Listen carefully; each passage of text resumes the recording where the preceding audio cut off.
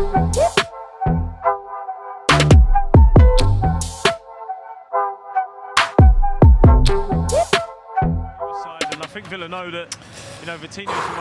right, ladies and gentlemen, how are we today? How are we feeling? How are we feeling? How are we feeling? Hold on. I need to turn this off. How are you feeling today? How are we doing? How are we doing? How are we doing? Apologies for the tardy start. But we're here. Big stream today. Hi. Hello. How are we doing? How are we feeling? Hold on, let me quickly do something here. Copy, paste. Je te bouge toi là. Can we do a Kahoot today? I've got something even better than Kahoots. But first, let me know if you guys like the audio and everything, if it sounds like okay. And everything. Okay. Where are you? Toi and there you go. Have the PSG won the league right now? They won it like last week. Was it last week? I mean, they won it. It's been a while now. That's since they've won it.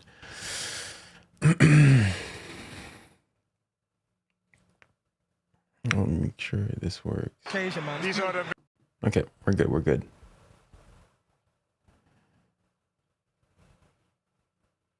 All right. Okay. Predictions. I see 2-1. 2-1 is my prediction as well. 2-1 win for PSG is my prediction. What do you guys have predicted though for the Barca game? It's 4-0 in aggregate already. I could see a draw in that game, like a 2-2 draw. But yeah, I think Barca go through still fairly comfortably. 2-0 to Villa. Oh, if it's 2-0 to Villa, then we go to extra time.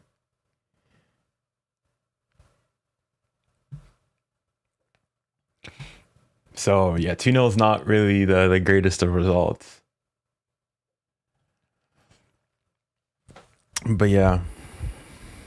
Okay, hold on, chat. I want to try something. Okay, right now you guys are hearing me through this microphone, but I did something. I want to see if it works.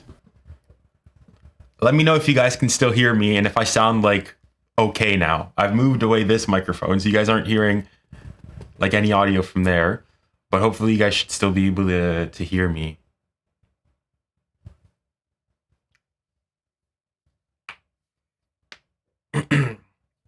T1 Villa. It's good, by the way. All right, so the audio sounds good. All right, I've got like a shotgun mic boom just out of frame here.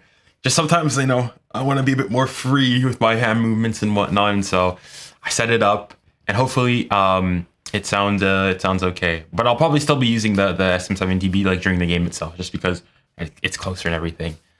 But yeah, okay. This is sort of the big news or slightly different thing that I wanted to do. I want to make the streams a bit more, I guess, interactive and a bit more, how might I put it? Yeah, have more fan interactions, etc., so on and so forth. So what I've done, or I've tried to set up, at least, hold on. What I've tried to do and what I've tried to set up is potentially I could go and bring you guys, if you guys want, bring you guys like on stream and have you guys like, if you guys want to give a take, you know, discuss a take, debate it out with me. You have a take that you disagree with me on or something like that. We can discuss it.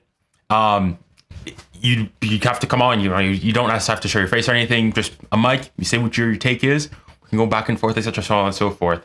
But for that, I have to like obviously get you guys to come on somehow, and I do that via sending you guys a link. I'm not sure if we'll be able to do it right now because we're like about 15 minutes till kickoff. But maybe at halftime, if you guys stick till at halftime and you guys have something you guys want to say, a take or something like that, if you guys DM me on Instagram, specifically on Instagram, I can send you guys the link to add you guys to the stream, and then we'll go and hash it out there. So yeah, stay tuned then. I guess if you guys want to be a part of that, be there for halftime. Discord, it wouldn't be on Discord. I'm using a different kind of software. It's called Video Ninja. But like it's browser based and everything. I recommend you, if you're gonna do this, do it from your computer. You can do it through your phone. It's just it'd be a bit more difficult. But I recommend doing it through your computer. And if you do, use the best quality microphone you have. All right. Okay. All right, it's raining now in Birmingham. What time is it right now? 47:50, 13 minutes till kickoff.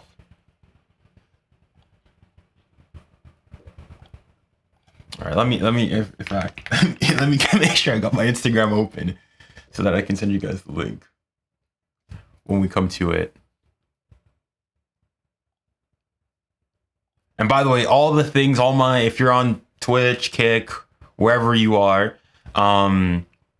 best way to do so is on TikTok, go to my link in bio. On YouTube, the video description link.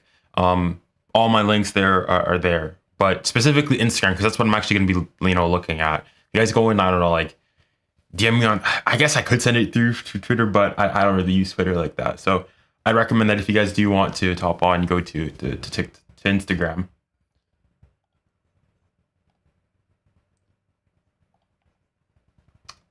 All right. Okay. Are you gonna do a squad line? I said, yeah, I can do that. I've got the squads here ready. Why is the audio always pausing? Okay, where's the music? Not you, but you. All right, play. Let's go any day now.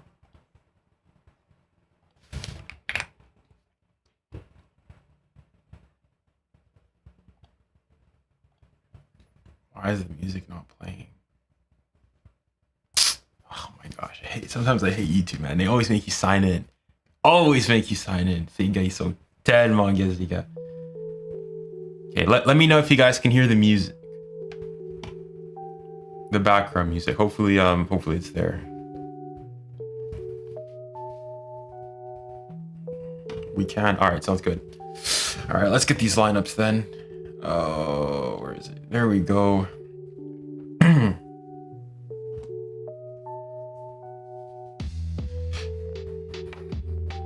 All right, I'll change it a little bit. Yeah, it's meant to not be too loud. All right, let's change the microphone then.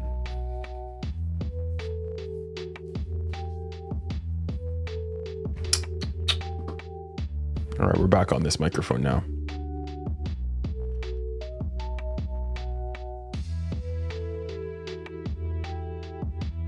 Wait, Junior, you should really consider deleting that stinker of an unpopular opinion video. I hope you saw my 10% serious comment about coming to England. Which unpopular football opinion video are you talking about? Which one's particular? Which one do you disagree with? All right, coming back to here. Here are the starting lineups. So I think Villa are unchanged. The only different change that they've made is Onana's in the midfield instead of... Oh god, I couldn't even tell you who was in the midfield previously. Hold on, let me look at the previous game. Can't remember who was in the midfield the other time around. PSG versus Aston. There you go. Bro, why is it so slow? Tielemans, Kamara, McGinn. Is it Ramsey that's not there now? Yeah, Ramsey. Okay. Jacob Ramsey. All right, fair enough. All right, so basically the same lineup, if I'm not mistaken. Cash, Konsa, 𝙀𝙊𝘾𝘼𝙎𝙬. Cash, Konsa, 𝙀𝙊𝘾𝘼𝙎𝙬. Martinez in goal. Onana, Kamara as a double pivot. Kamara and Tielemans last time round. This time we've got Tielemans as a 10. Rodgers and McGinn. McGinn, and Ramsey's obviously off for Onana, and then Rashford up top, which is a bit surprising. So no Asensio starts again, or doesn't start again this time around, and as well Ollie Watkins, which is interesting. As for PSG, the same lineup, except the one change is Bradley Coca-Cola. Bradley Barcola is there instead of 𝙀𝙬𝙬𝙬𝙬, which is what I would have expected to happen. I think that, especially in this game, you think that, well, Newcastle, Aston Villa need to be a bit more expansive. They can't just drop off and whatnot, so they're going to have to come at PSG, and that means that there's going to be a lot of spaces in behind, and that's where a player like Bradley Barcola can thrive under, with balls by a Mendes, a Ruiz, and Vitinha even can play that ball through. So that'll be interesting. All right, okay. Let's I got a few comments to go with me for you. What was the last comment I read? Okay, the Ronaldo Mbappe greater than Ronaldo one. I'm really hearing Junior. Why do you think Fabian starts over 𝙎𝙬𝘾𝘼? Because Fabian has been playing a ton, but I think 𝙎𝙬𝘾𝘼 is a way better player. I mean, the thing is, even I've got to say, even though I've got a pretty serious Fabian agenda, Fabian's been excellent these last couple games or so. And so I think it's natural and expected that, based on how he's been playing recently, I think it's more than accepted and more than reasonable to expect him to be making a start in the game again. So he's been good recently. And 𝙎𝙬𝘾𝘼, the thing is, like, they've been playing a ton, yeah, but we didn't play for an entire week. So yeah, and even against Angers, I don't think he started either. I think Warren 𝙎𝙬𝘾𝘼 played that game. So I mean, Luis Enrique has done a pretty good job of rotating the squad.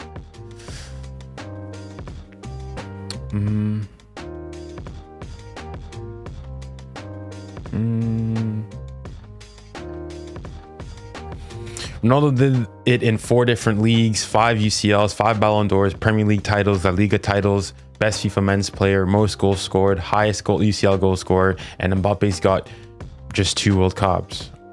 Got 2 World Cup hat-tricks. He's got 1, but he's got 4 World Cup goals, which is more than any goals that Ronaldo scored in the World Cup final. And in fact, those 4 goals are more than any Ronaldo's goal and any goals Ronaldo scored in the knockout stages of the World Cup, for one. And if you say the World Cup is the pinnacle of football, Mbappe's done it at the pinnacle, the best of the best. Regarding your done it in 4 different leagues, etc., so on and so forth, I mean, okay, fine. The one thing you can go and say, yes, that Ronaldo's got more Champions League, he's a better goal scorer, but even then, at their current age, when Mbappe's what, 26 or 25, either 25 or 26, Mbappe's got more goals than Ronaldo does when he was at the same age.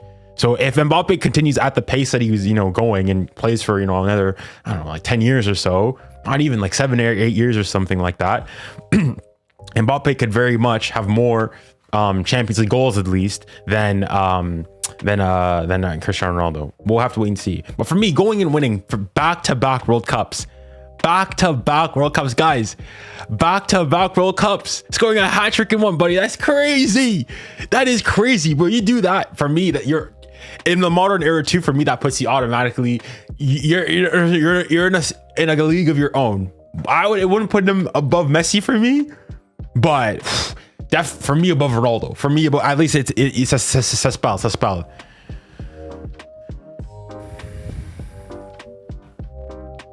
Don't ignore the comment. I said, talked about international. Ronaldo carried Portugal in every tournament except the last 2, and Ronaldo, after 30, scored more goals than himself before 30. So, all right, that's fine. I'm not denying that, but like, you're going and saying carried Portugal. Like, okay, he's got what, 1? If you want to compare international pedigree, you're not going to go and tell me that Ronaldo's got a bit of international pedigree than Mbappe. Mbappe, if you think about it, his only like bad tournament, so to speak, was what, the 2021 Euros. I mean, as in, we're like, in terms of where they went, I don't think his last Euros was good or anything, but as the collective and what the team actually did, in that sense, 2020 Euros where they got knocked out by was it Switzerland, was probably his worst ever team performance result. Compare that to Ronaldo, who's been grouped before in World Cups, round of 16 exits routinely, etc., so on and so forth. But yeah, we'll continue this conversation later on, but because the games are here. So let me turn off the music, put it on the Apple TV thing, and yeah, let me know if you guys can hear the Apple TV music and everything, if everything sounds okay.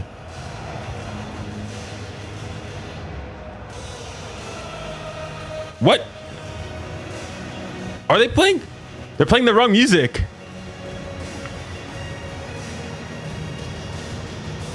Chat, is this the Europa League music?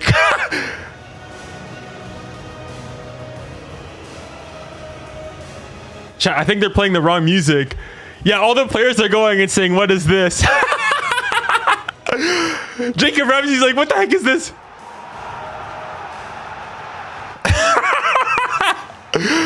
They played the wrong music.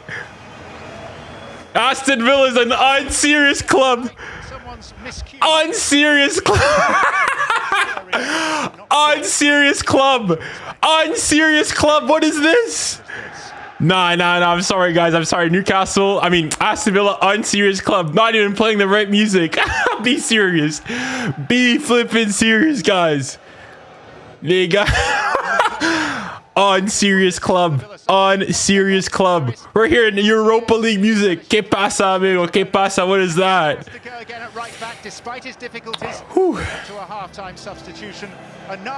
Now they're playing the correct one. Play from wide, and it's Rashford through the middle, not 𝙀𝙖𝘾𝙖𝙀𝙀. Yeah, plenty of options Unai had, and he's gone for Rashford, but he's going to need the support of McGinn and Rodgers and Tielemans. But as I said to you before the game, John, they don't have to go for it in the first 10 minutes. They can be patient. And I don't know. I don't think you've got much. You sort of have to kind of go for it, I feel. Well, better late than but we'll see. Champions League anthem. Now they got the correct anthem. All right. And the Spanish referee. Okay. Bon, let's go. Final for 𝙀𝙊𝘾𝙄𝘼𝙎 from Murcia. First visit also to Villa Park. Vertical is lagging. Is everybody? I seem to be having. They had the luxury of a weekend off to prepare. The venerable captain Marquinhos back from a ban in central defence. The midfield is an Iberian affair anchored by the. What a luxury up front. Teenager 𝙬𝙬𝘼𝑑𝙎 left out after his starring role last week, replaced by the scarcely less impressive Bradley Barcola. Absolutely, luxuries up front, but you have a look at that midfield three of Vitinha, João Neves, and Fabian Ruiz. That's as good as. Hold on, let me make sure something's done correctly. In this competition.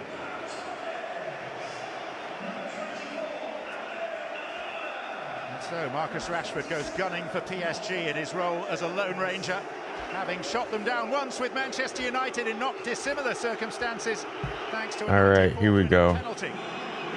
But that was the old PSG, an emblem of the new version, a throwback thoroughbred. 𝙀𝙬𝘾𝙀𝙀.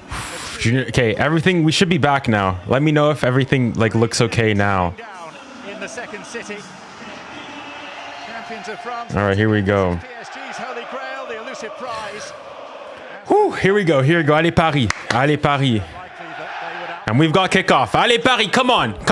Let's go. Still going strong. Up goes Marquinhos to an early header. And then a half-volley clearance. And this is a truly. Let me know if the audio is lagging still. Two very, very I've had to stop one of my recordings. Score goals, and wherever you're listening or watching, I hope you can get a flavour of the atmosphere that's inside Villa Park this evening. Here's John McGinn. General feeling is that the first goal is so critical tonight. Clear, well done. I have leg on vertical. Chosen ahead of Watkins. Go to YouTube.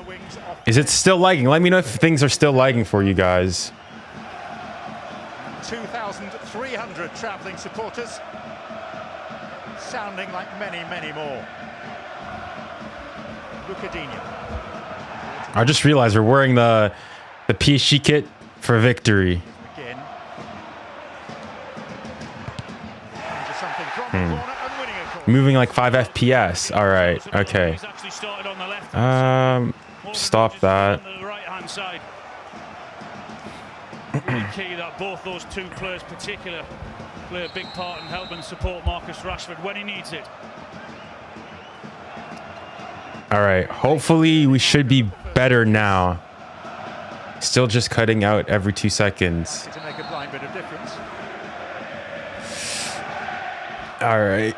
Let's fix these technical issues first. All the while, Rashford waits to take. And it's flicked on. Whew. Cause constant. Purée. Well, every set piece, every throw in, just everything at the minute. As you can imagine, these Villa fans right behind their team, and their players are certainly playing to that at the minute. And one from the left-hand side, and this one from Audio is good, but visual is not. Okay. The stream is cooked. full volume. Rashford from the other flank. Yeah, even I'm getting a lot of drop frames. Tielemans. Rashford. Clear lines, clear lines. Torres. Okay. A toe to it.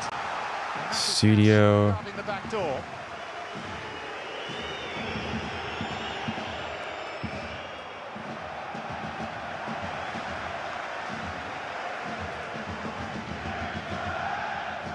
Okay, the Barca game's also kicked off. Brought upon PSG by that man, Enrique. Emphasis very much on the team and not the individual. He thought the old PSG with all the stars were uncoachable. A wonderful job, isn't he? Already got the league. And in a great position to go further in this competition, which is the one they want. It is their holy grail. Paris. Okay. Thank you, ref. Thank you, ref. Are we still lagging? McGinn and Villa's disappointment. Oh my gosh, man. McGinn just tried to use his body there and try and shield the ball a little bit, but running into him, he just has a little look at him, and it is a foul. The referee sees it straight away. 7 previous occasions when PSG have had it in a European knockout tie. Literally 1 frame per minute. Okay. There is some scar tissue there. All right, I'm gonna have to stop some other streams. They're very, very different when they're not patient. Even if they go in it level at half-time, it's still not a huge problem for them. You can imagine the atmosphere if or when they get that first goal here tonight.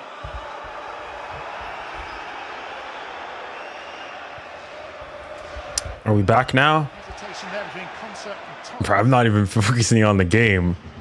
Dembele. Whoosh. Away by Ďuňo. Are we back, boys? Ďuňo again.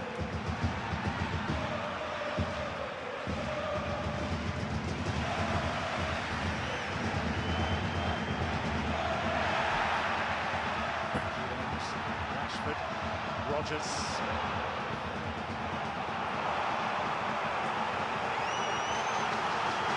Okay, I think everything seems to be working okay now. Give me a thumbs up if everything's okay now. By McGinn.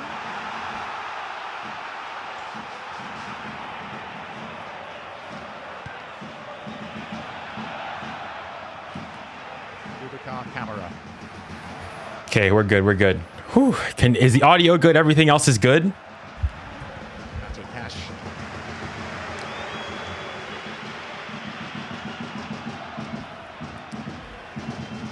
All good. All right. Okay.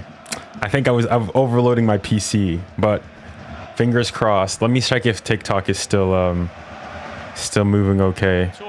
Oh, Dortmund. Ooh. Do better than most in this competition is the way they win the ball back, the way they press high. I can see that we got a stream there as well. Try and win that back in their final third.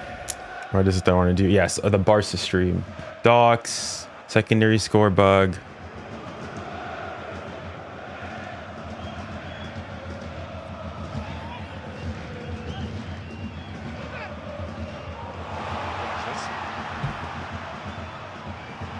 Tielemans.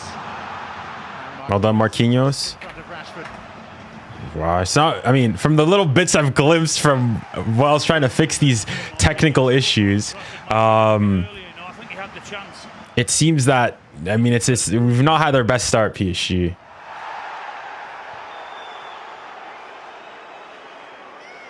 All right, let me fix.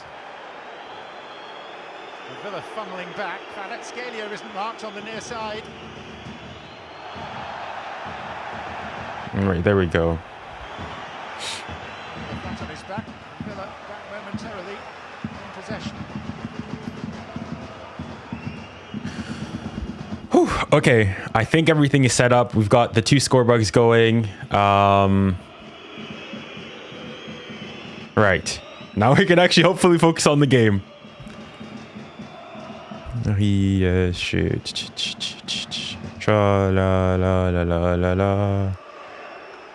Season piece having Morgan Rogers. See there on that right hand side there before carries the ball. He makes it look so easy when he's running with the ball at pace.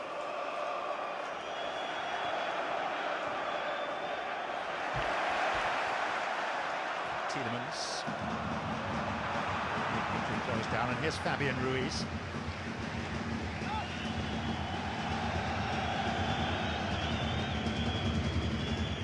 PSG, winners of 17 of their last 18 matches. I mean, just looking at the Dortmund game, they seem to have started off quite well.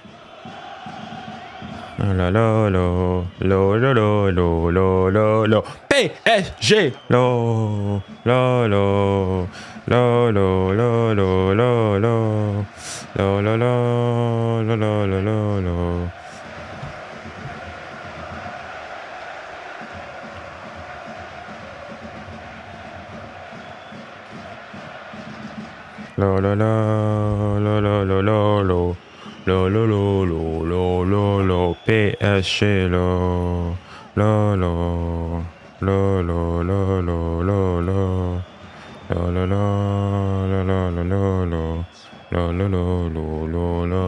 PSG.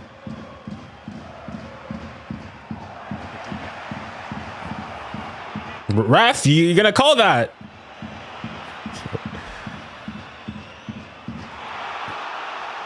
Rogers. Rashford. Well done, Marquis. Allez, Nuno. Pradé.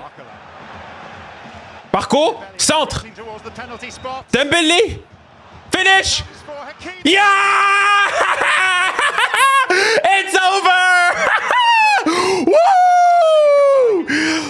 Hakimi! Hakimi! That is not gonna get rolled off. That one is not getting rolled off. Vamos! Vamos! Woo! Let's go, man! 𝙀𝙬𝘾𝙖𝙎𝙬𝙬𝙬. We 4-1. I can't hear you. Mama, c'est ça, Hakimi. Hakimi, Habibi. 10 minutes in. Oh, the tie's done. The tie's done. And he's clearly onside. He's onside. I just hope Dembele's on. He's on.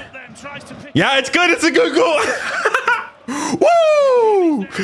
Best keeper in the world, my bum. Shut up, man. Best keeper, my bum. Best keeper, my bum. You're gonna try to keep it PG here. Let's go, man. Penalty check for Barca. I mean, for Dortmund. Okay. It's over. Yes, sir. Woo!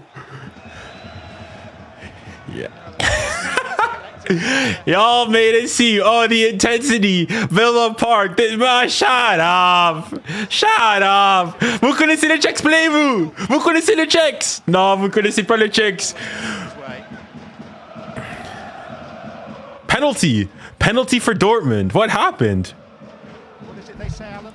The darkest hour can be just before the dawn. And there is precedent for English teams.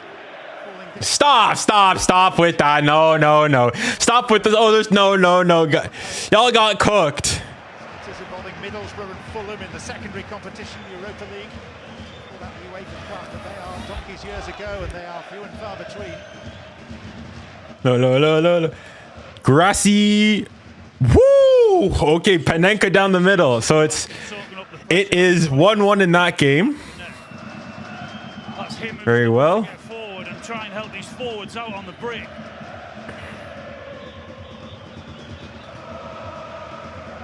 Hindsight is a terrific thing. In retrospect, too cavalier from Villa. Well, it was a poor touch from Marcus Rashford, wasn't it? Just on the edge of their 18-yard box, a better touch, and I see what he was trying to do. Ah, ça fait du bien quand même. Les gars, ça fait du bien. It feels good. Les gars, ils nous ont menti. They lied to us. They told us intensity. Villa Park this. Villa Park that. Villa Park my bum. Nah, arrêtez. Stop the glaze. Stop the glaze. Should it be Cash? Should it be decency? Neither performed with particular conviction last week. Could have been Ezri Konsa with 𝙀𝙊𝘾𝘼𝙎𝙾𝙀𝘎 No. Vamos, Hakimi. Vamos. All right, now let's get more. I said 2-1 is my prediction. Listen, if I get proven wrong, we score more. Hey, I'm not gonna be complaining. I am not complaining. So this time we'll face Arsenal or Real Madrid in the semi-final. Offside against 𝙀𝙀𝘾𝘼𝙎𝙾. Ah, Barco, reste en jeu. Again, you've got your left back. Mendes trying to get forward as quick as he can. Well, 𝙀𝙀𝘾𝘼𝑎's offside, but it's him that's bursting forward. PSG levels above. I mean, listen, it was like that in the first game. But people told us, it's not over, this, that, and the other. I feel, no, stop. Dembélé? No. Barcelona game. After 𝙎𝙬𝘼𝑖 has scored early. So it's 4-1 across both legs on aggregate now. Okay, interesting. I mean, my thing was, I said that Aston Villa, I said that Dortmund have a better chance of beating Barca than Aston Villa do, and Barca fans are like, nah. I mean, wait, we're tied on aggregate right now. We'll see how the game pans out, obviously. But I said, I think in the Barca, I think I could finish in a draw. It's still very difficult for Dortmund, but I guess they got the best start they could really realistically hope for. I guess the idea is if Barca are able to put forward past them, they can do the same, in theory.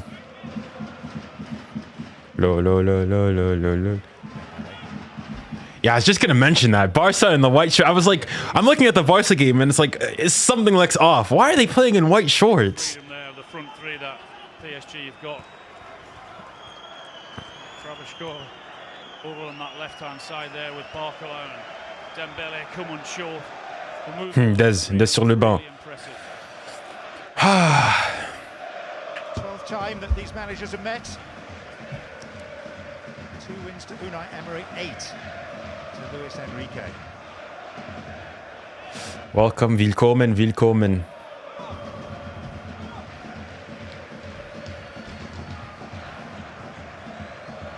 That's a challenging back pass. Well done, attention, hein. Camera.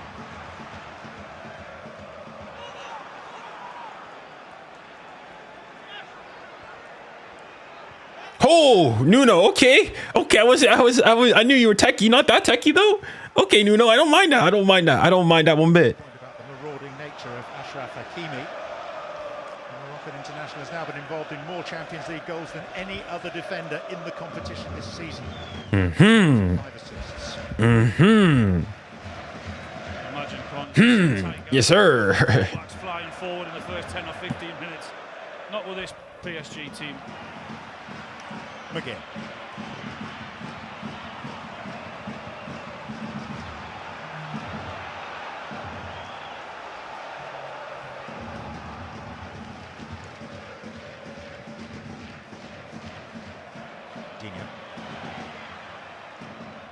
McGinn.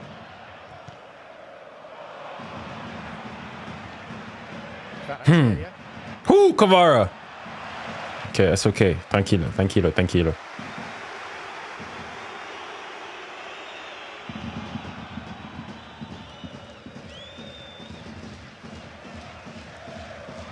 Who's on side, yeah. Whoa. Revenez, come back. Here's Rodgers. No. Well done, well done. Well defended. Bien défendu, c'est bien défendu ça. Here's McGinn. Yo, hello, hello, how are you doing? Rodgers, Rashford.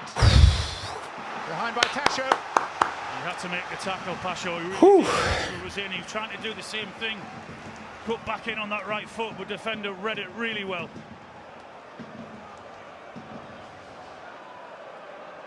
No way.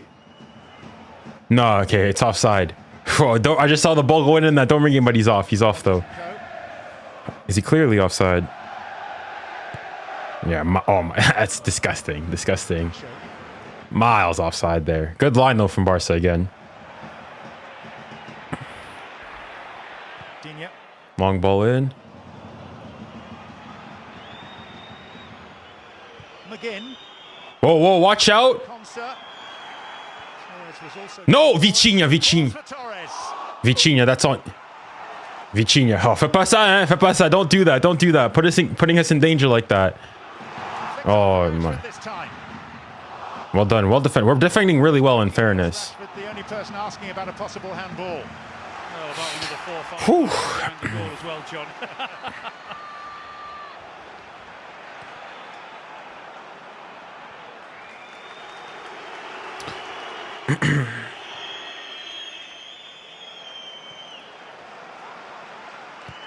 McGinn. Marquinhos with a misjudgment. Well done, Marquis. Offside, offside. Marquis had some very, very vital defensive actions in there. And he's bleeding as well. My soldier. And some people, I can't believe, no. Some people have a Marquis agenda. Some people have a Marquis agenda. Listen, I am on that Marquis hype train. I am on that Marquis hype train. Arrêtez. Respeta la gente. Respeta la gente. Respect Marquis. Respect Marquis. And people out there making teams with some fodder. Mid player. I gotta stop. Got the world presence again. Won't matter. We're not phased. Due concern over his side's position.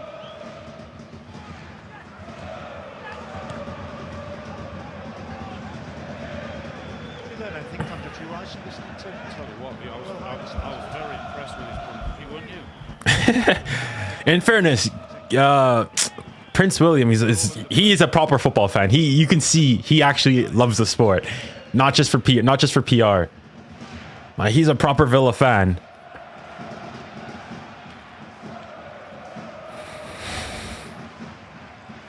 People still believe Villa can do it.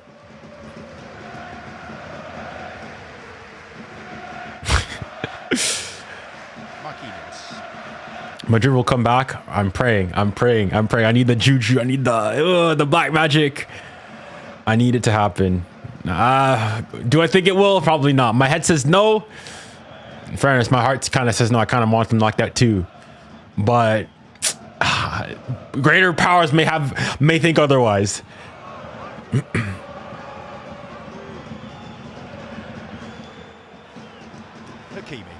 Hakimi. 𝙀𝙬𝘼𝙋𝙬𝘾𝙖𝙎 Hakimi. PSG against Premier League opponents. 3 wins, 2 defeats.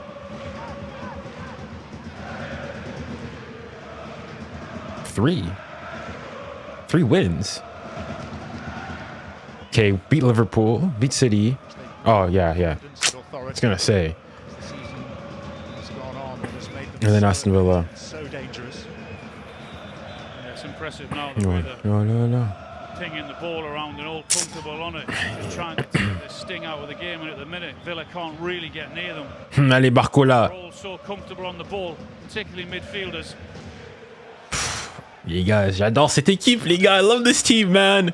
Allez. Nuno, you can have a hit. Allez, Barco. Little razzle dazzle. Allez. We like that. Good switch. Hakimi. Recycle. Cálmate. Tranquille, les gars, tranquille. Now Barkler again. Nuno Mendes.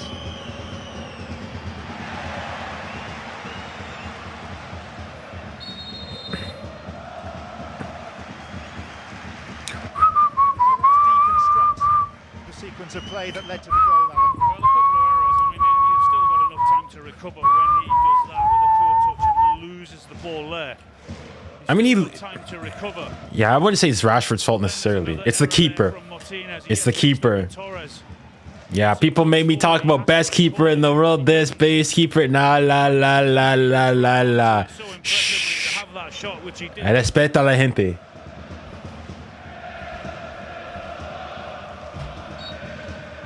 Yamaha has to lock in. Not really looking too much at the Barca game, but Dortmund have started well. Dortmund have started well.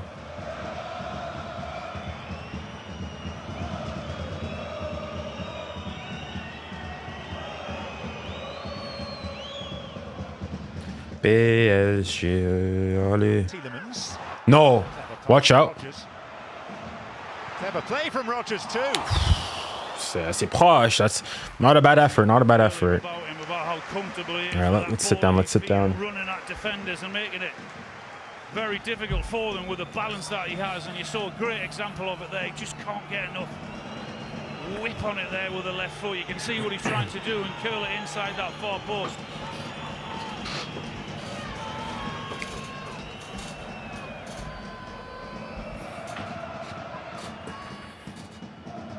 What is he, Alan, long term? Is he what we're seeing at the moment, someone coming from a wide position, or is he a number 10? I think he's a bit of both, John. I think he's equally as comfortable playing in those positions. But what he is, he's someone very special when he squares. Yeah, bro, those white shorts with Barca, never do that again. Never do that again. That is ugly. Oh my gosh, man. That is a terrible fit. Never play in those white shorts again. I don't know what they thought they were cooking there. No. Disgusting, man. One thing's for sure, they've made a great investment in him. He's only going to get better as well. Was allowed to escape from the clutches of Manchester City. Another one. McGinn. Digne. Nkana. Keep it in, keep it in.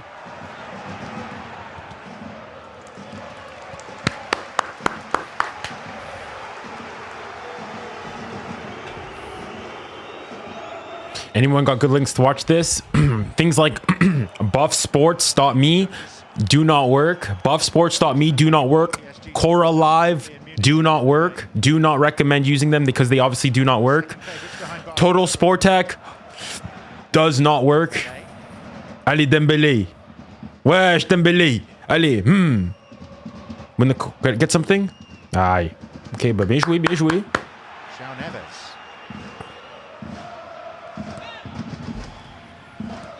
Buddy, I didn't say anything. I didn't say anything. You know, we gotta keep you guys safe out there. You know, all those sites obviously do not work.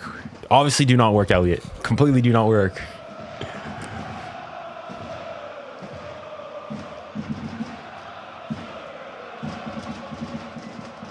Certainly travel well in their thousands, don't they?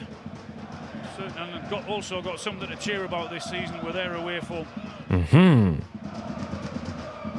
themselves known wherever they go. There were flares and chants from a couple of hours before kickoff in the streets of Aston. People, you come to bed. They don't know the ultras. They don't know us like that. They don't know us like that. But it's okay. We'll let Europe know. We'll let Europe know.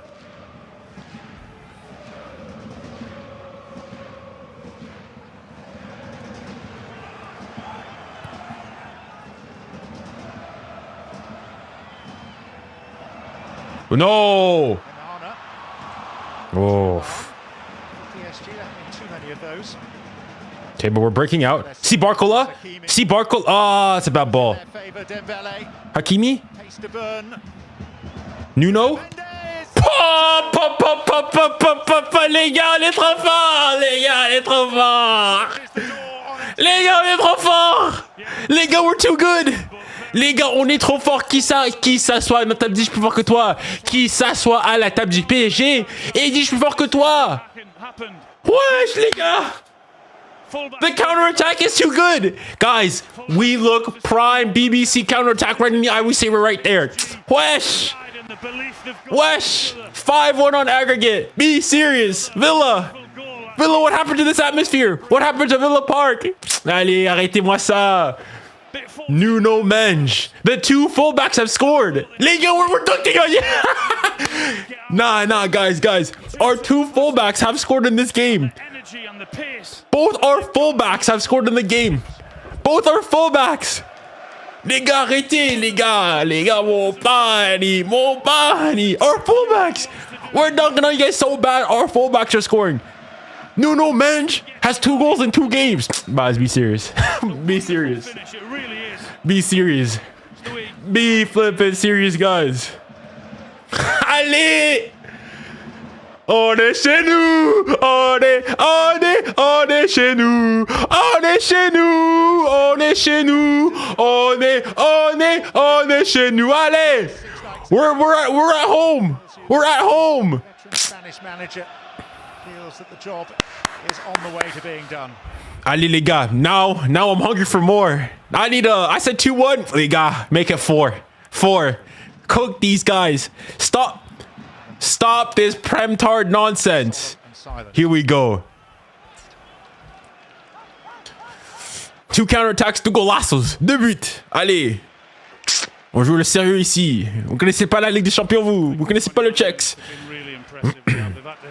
Find themselves under pressure for the first 5 or 10 minutes or so. They handled that really well. After that, the way they commit men forward, the way they get it forward. Rogers spins away off Fabian Ruiz. Ooh, okay, Fabian. Sheesh, the little. Whoa, you guys, low key. Fabian kind of cooking today. Fabian is cooking today. Oh, I say that this guy plays a suicide pass right through the middle. Commentator's curse. Rogers. By 𝙀𝙬𝘾𝙖𝘎𝑼𝙖. It's 𝙬𝙬𝘾𝑝𝑒𝑡INIA. 𝙬𝙬𝘾𝑝𝑒𝑡INIA. Magique.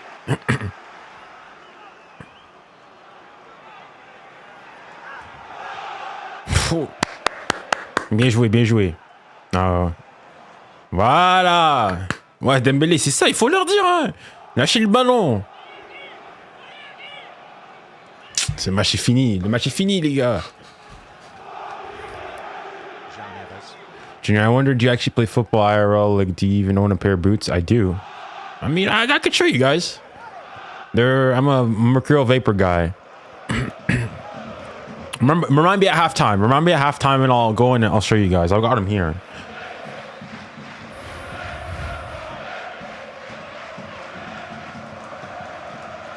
Things go the way that we hope they do in Madrid tomorrow. PSG could be asking. Yeah, just remind me to do so at halftime and I'll show you. Here's 𝙬𝙬𝘋𝑝𝑒𝑡INIA. Great movement. It really is impressive. Whoa, Barco là. Allez, Barco. Oh, c'était proche, hein. Tielemans. Camera. Is there an offside there? Ah, la. Again, Youri Tielemans. You guys, not gonna lie, we've had a lot of like loose passes in this game. Now it is Rashford. Like for the 2 goals, we're not playing ridiculously either. Allez, offside. Like there's been a lot of those passes that have gone astray. But wow, on est toujours bon. Oof. Dortmund really scored. Good header. On the 18-yard box. 2 or 3 occasions now that not only Marcus. Nah, he's offside. McGinn's Lo. Silence that for la clean, man. It's a bit chilly in Birmingham, isn't it? It's a bit chilly in Birmingham. Les gars, ça c'est le niveau. That's the difference. This is the high level.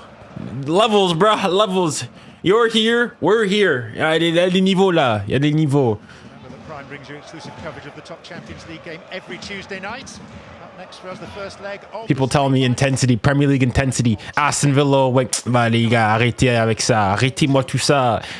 Tell me, oh, Fulham away, Newcastle away, Aston Villa away. Les gars, arrêtez. Vous connaissez pas le PSG, les gars. Close enough to a player in a blue shirt because every time they get near them, they're just popping it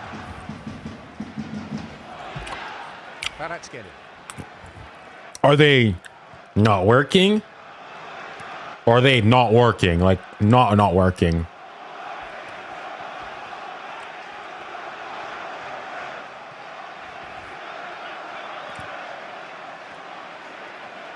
Whoosh.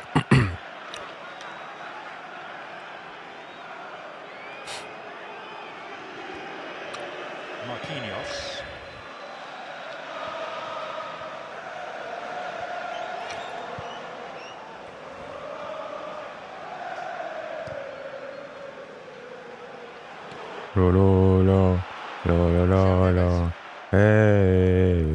PSG. Just a minute ago when PSG were passing it around. Not working sad. Dembele made a wonderful Oh. front. And no one Then I'm assuming that buffsports.me also probably won't work. 3 seconds later, Unfortunately. ball in there because he made the same run again. Buff BUFF sports.me probably also won't work. Like, hey, lâche ton ballon. Turn. Vitinha. Ooh. Hey, PSG. Through that press of Aston Villa, they look threatening and very dangerous, don't they? Where they commit men forward like this. Oh. Nuno Mendes. Oh.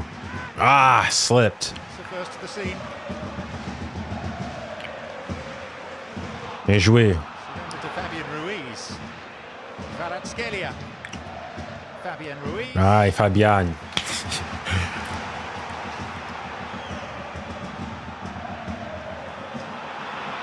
Rashford for Villa.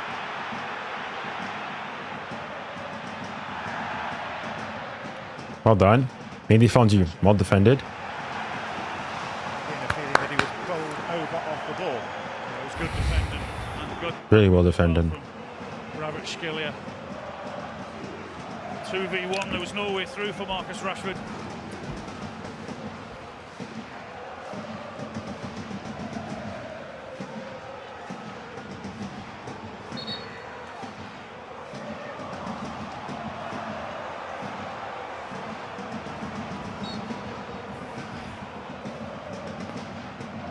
Dortmund playing really well. I mean, yeah, I'm having a quick glance at every once in a while. And they seem to be doing pretty good. Digne. Torres.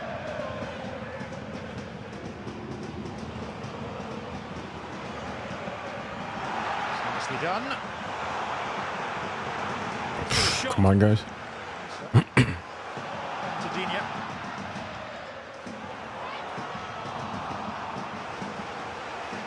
Torres should have had the shot. No need for him to pass it. He's in a great position, I think.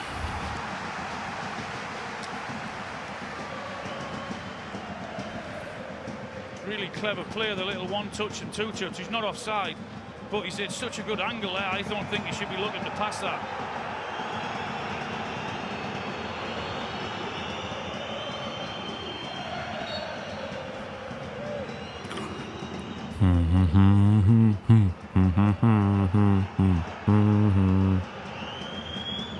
Well done, Nuno.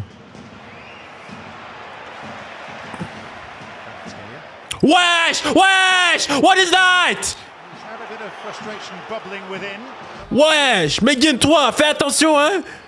McGinn! To the night. McGinn! Et toi? Oui, toi! Watch yourself, hein? Nah, this guy's doing it on purpose. This guy's doing it on purpose. No attempt to play the ball. Le gars, il sait ce qu'il fait. C'est quoi ça? Nah, piss off him again. You think because you're Scottish or what you speak a bit differently? That no. I've seen Bassi fraud. You're an angry Scotsman. N'importe quoi. This down as a possible revenge mission for Unai Emery after La Remontada, the great comeback. This PSG team. Aish. Luis Enrique's Barcelona. In the round of 16 in 2017. The first leg at Parc des Princes 4-0 and then surrendered 6-1. The second leg.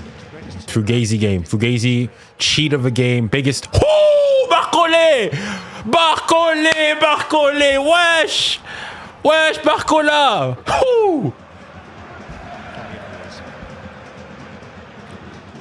𝙬𝙬𝘾𝘄𝘼𝙎𝑎𝑙.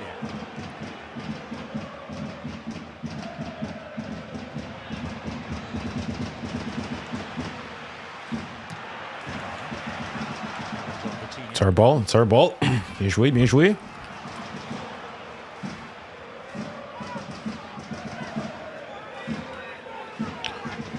Another example there of not only are they very, very good at handling the ball, those three in midfield for PSG, they're actually very, very good at getting the ball back.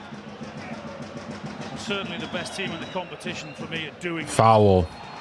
Bien joué. Mais lui aussi, these guys trying to play some 1970s Brexit football here. Arrêtez avec ça. The best team in the competition, full stop. Yeah, I think when you look at their performances against Liverpool, both home and away, what we've seen up until now, then yes, they are. Oh, Dembélé? No, that's well defended, and it's offside anyways. Is raised offside, and Villa can try and build again.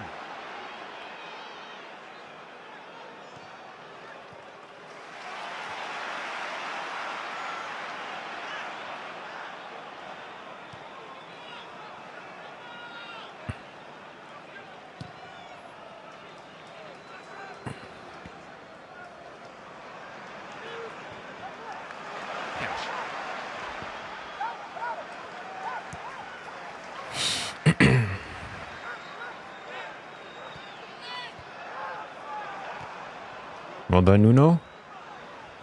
Oui, ça revient. Cash. Bien joué. Barcola, Fabian Ruiz. Allez, Dembélé, he's onside. No flag at the moment. Villa are appealing. Oh, Offside, and that is it's offside anyways. confirmed. As Dembélé looks ruefully across. Was he offside? Don't get me started on that low. I think he's on. He looks on there. At least it's tight. But I mean, the linesman's done his job there. Dortmund have a chance here? Go on, Dortmund. Find him. Find someone. Ah, well done by Araujo, though. Allez, ça repart vite. Barcola. Every single time, every counter seems dangerous for PSG. Where they hit you with pace and the way It's already at nearly half time. Nice. already. João Neves. Wow. This game's gone quick.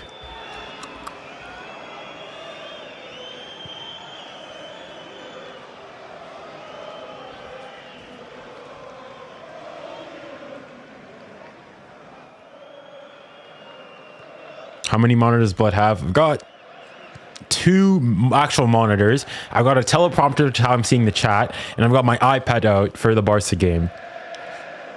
All serving their own purpose. Looking at his watch.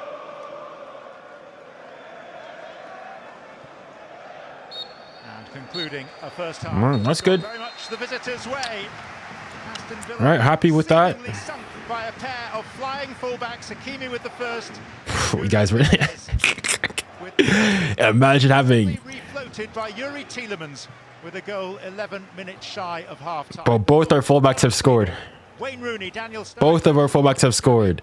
Coming up You guys short sont of pas the sérieux. They're not half-time serious. Is Aston Villa 1, Paris Saint-Germain 2. The Parisians leading 5-2 overall.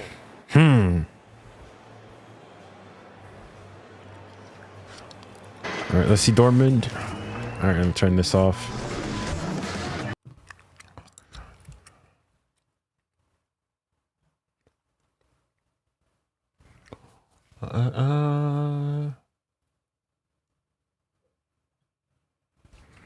Let's turn on some music for you.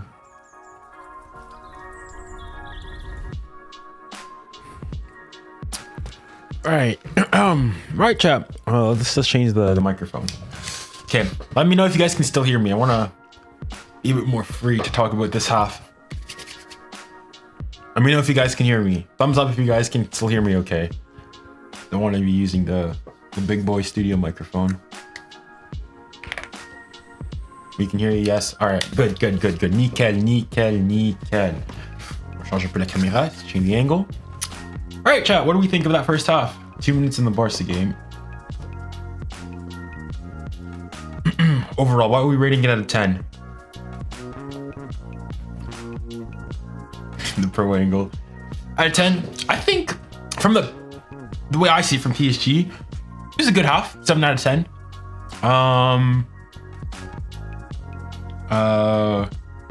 Yeah, I don't think we've really necessarily needed to go 8 out of 10. Like, I don't think PSG played spectacularly as well.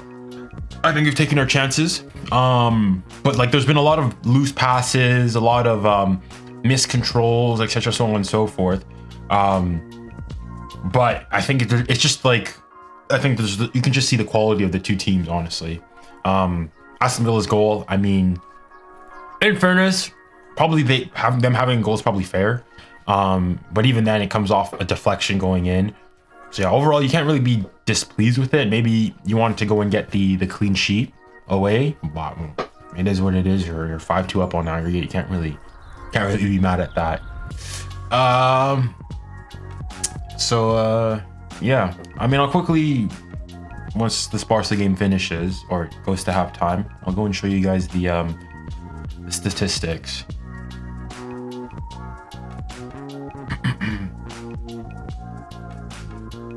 Can you show the boots? Sure.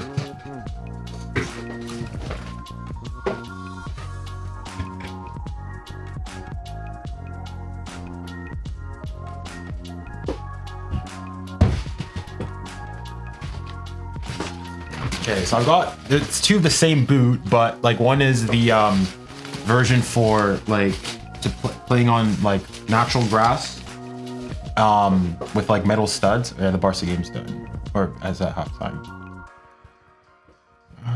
Let me hold on to that. 1, 2, that, pause, and reset. There we go.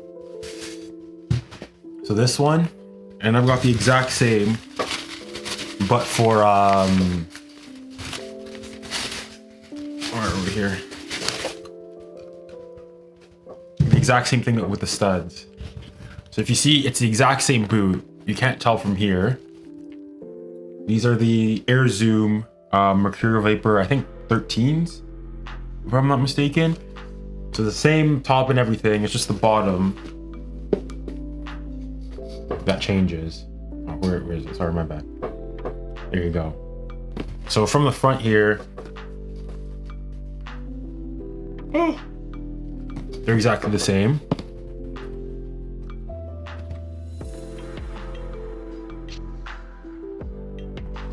It's just the sole plate that changes. Hopefully that hopefully you guys are happy with that. Hopefully that makes sense.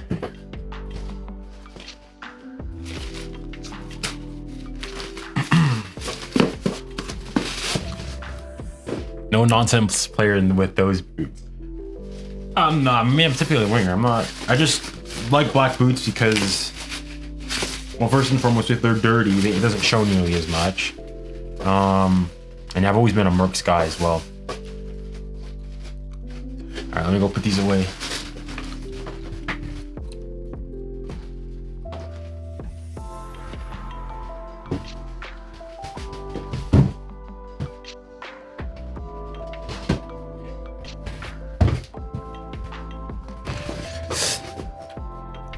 Is Ezri do the next Neymar? He's similar. He has a very similar playstyle to him, but it's not quite this exact same player. What else was I gonna say? Right. Okay. As I was saying, if you guys were here during the beginning parts of the stream, you know, before all the technical difficulties, if you guys want, you guys can come and guys have a footballing take that you guys disagree with me on. I can have you guys on. You guys can join the stream. You'll just have to message me on Instagram. But I guess to filter, if you guys want to come first and foremost. First and foremost, let me see if anybody is interested to begin with. Because I know, you know, some of you might be shy in there. You know, I'm not gonna bite. Obviously, if you come and join, like, be somewhat, you know, professional. Like, no saying ridiculous stuff, no showing bad stuff, because like you get permanently banned and whatnot. Yeah, if you are interested, then you have to have a take though. Comment what your take is so that I can actually have a gauge whether or not it'd actually be entertaining, because we're not gonna have much time. You know, it have to be quick, and then we'll go back to the actual game as things start up again. Instagram, yeah. If you guys want to take, like, if you guys have, like, if you have a take that you disagree with me on of any of my like unpopular football opinions, you have a take of your own you want to give, then by all means put it. But go, if you have a take of your own, if you have a take of your own, when you comment or DM me on Instagram, comment what the take is so that I can see it, and I'll send you guys the link and everything to hopefully set you guys up. So yeah, if you're interested, shoot me a DM on Instagram specifically, the only Instagram. I don't have the time to go and go to like Twitter or, you know, that stuff. Can I give a take in chat? Yeah, you can give a take in chat. By all means.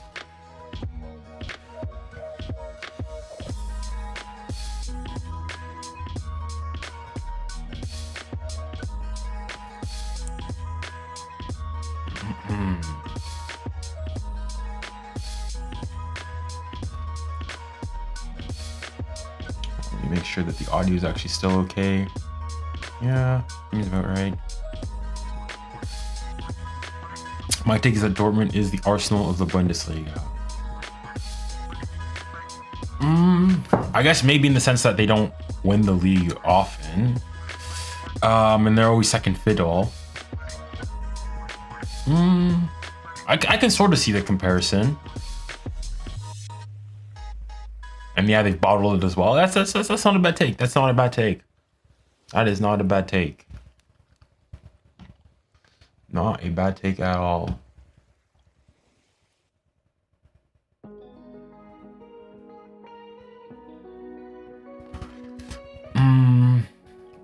𝙬𝙬𝘾𝙬𝘾𝘖 is probably at the same level or even better than Yamal. Now that's a good take. That's a spicy win. I think not quite yet. I still think Yamal's done it at like the higher level. At a higher level. But in terms of potential, 𝙬𝙬 has nothing to envy from Yamal. I go and say that. Nothing to envy from Yamal. It's just like, I mean, Yamal, in fairness, he started at a bigger club initially, and because of the situation at Barca and everything, it meant that he had to, I mean, he sort of got thrust into the team. If he'd been at a normal functioning club with, you know, normal circumstances, everything, and, you know, the club wasn't in financial ruin, is he really in that spot? I think a lot of that has to also do with the moment, the fact that he was in a position where the club wasn't doing well and they were sort of in need of wingers, and it allowed him to whatchamacallit, flourish, and he's been a mainstay ever since then. But yeah, we'll see.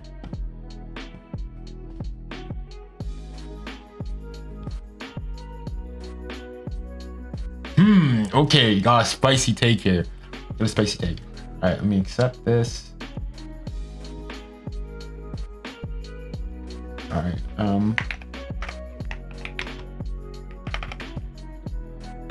somehow, what device are you going to be using?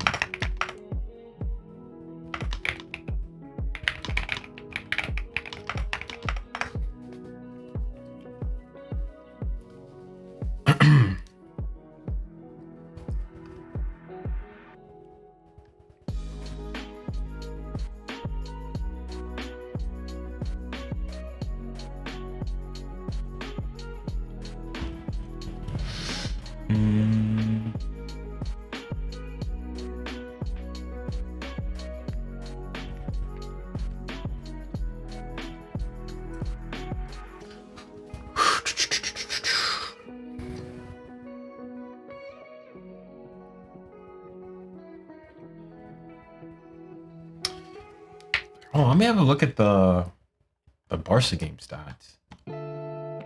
Those seem interesting as well. Alright, let's see. Barca.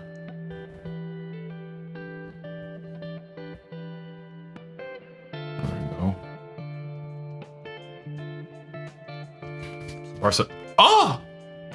Paul. Yeah, dang. Barca really are not all that great then. Holy. How are you, Junior Random Bro? I'm doing good. Doing good. Dang. I mean, Barca dominating possession and whatnot, but Wesh. In terms of, you know, XG 2.05 to Dortmund. Obviously, there's a penalty in that. Hold on, let's look at non-open play. Even then, Barca 1 shot, none on target, 0 big chances created, 3 more passes. I mean, people laughed at me. I said, like, at least in the PSG game, I mean, PSG dominating possession have had more. I mean, Villa have had more shots. Still have more XG. Like, PSG are playing better. Oh, in this game, it seems Dortmund are low-key outplaying Barcelona, or at least are getting better chances.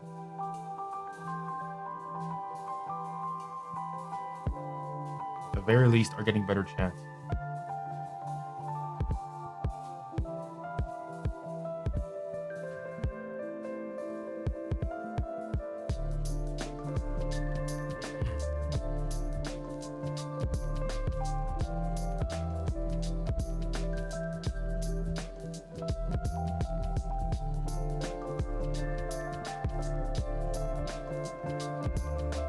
Any other takes that you guys want me to discuss?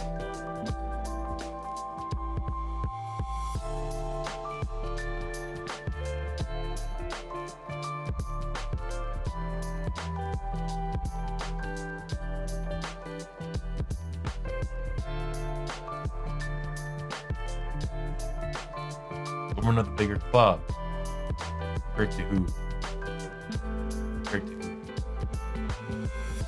If we win the UCL, then Booz will be our greatest player of all time. Whoa. Okay. I like that. That's a take. Hold on. All right, we need to change the microphone for this. I gotta take this one seriously. So you're saying that? Are you saying that? Okay, if we win the World Cup, like if Dembele like leaves the club, then and there retires from there, and he'd be our best ever player, just like that. Is that what you're saying? Is that the take, or that he would still, if he still continues and playing at like an okay average rate?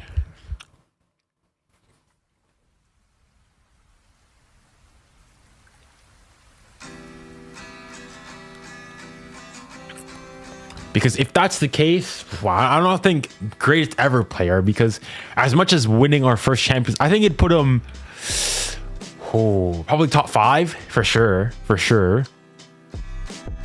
Because you also think, like, we've been to a final before. We were very close to winning it. Dembele isn't up there with in terms of goals and like all time yet, assists yet. So it'd be tough to put him like number 1 all time. But certainly getting us over that hump, assuming like he has a, like, I don't know, gargantuan performance in the final itself. C'est pas fou, hein? It's not crazy.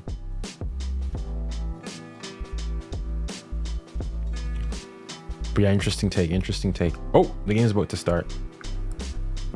All right. We got kickoff. Here we go. To attack and hit you on the break. Oh, you guys don't have any audio. Let me come here. No, they can't win this time yet, but they could lose it. Yeah, and at the minute to come to pass. Yeah, at the minute that looks as if what's happened or happening. McGinn running into 𝙊𝙾𝘾𝙖𝙆. All right, here we go. Referee not involving himself. Staying down.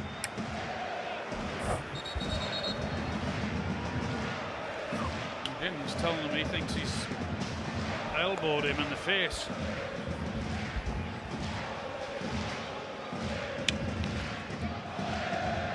Sure,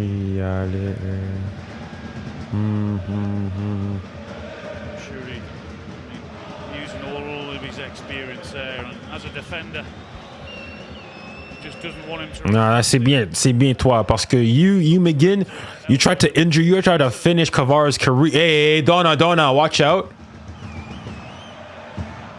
Okay. 𝙀𝙀𝘆𝘾, another great touch. Oh, 𝙀𝙀𝘆𝘾, Donna. Okay, well, what a touch.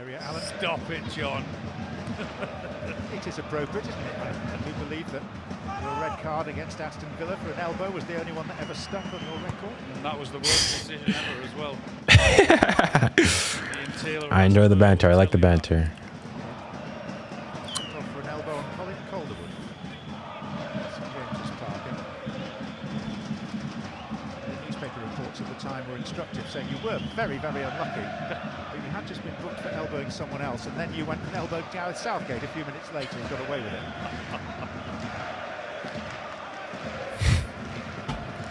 Not the place to discuss it.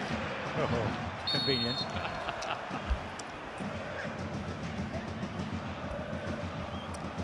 Dembele will still win the Ballon d'Or even if he doesn't win the UCL. It depends how much better he can have a campaign. I think definitely if we can make it to even a semi-final here, he does okay. He could easily finish at least top 10, Ballon d'Or. And beyond that, we'll have to wait and see. Defensively, as you said, all right, Barca players are out as well, so that game's going to be kicking off soon again.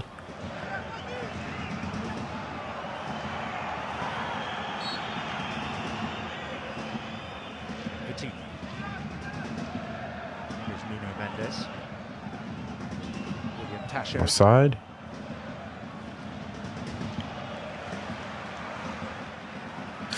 All right, let's try to get another one. 3-1, maybe 3-1, both legs. I don't mind that. From a PSG point of view, I presume it's just don't do anything daft now.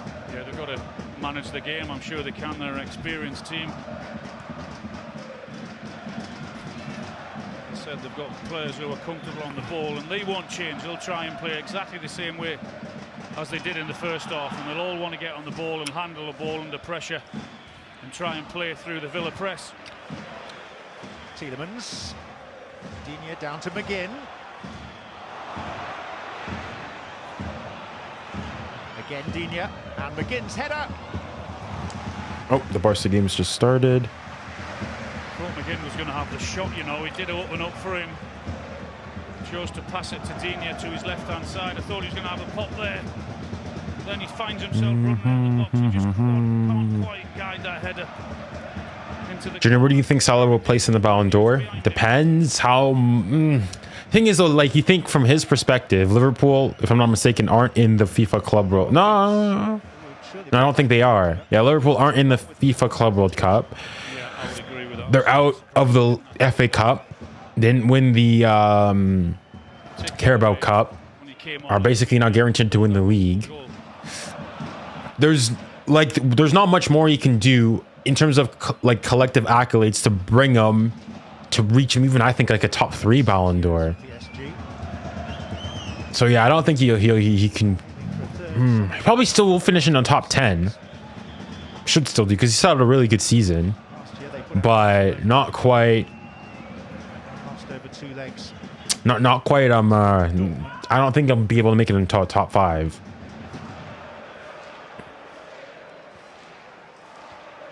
You think you've got people like Dembele, Rafinha, Lewandowski, even low-key having a quietly good season.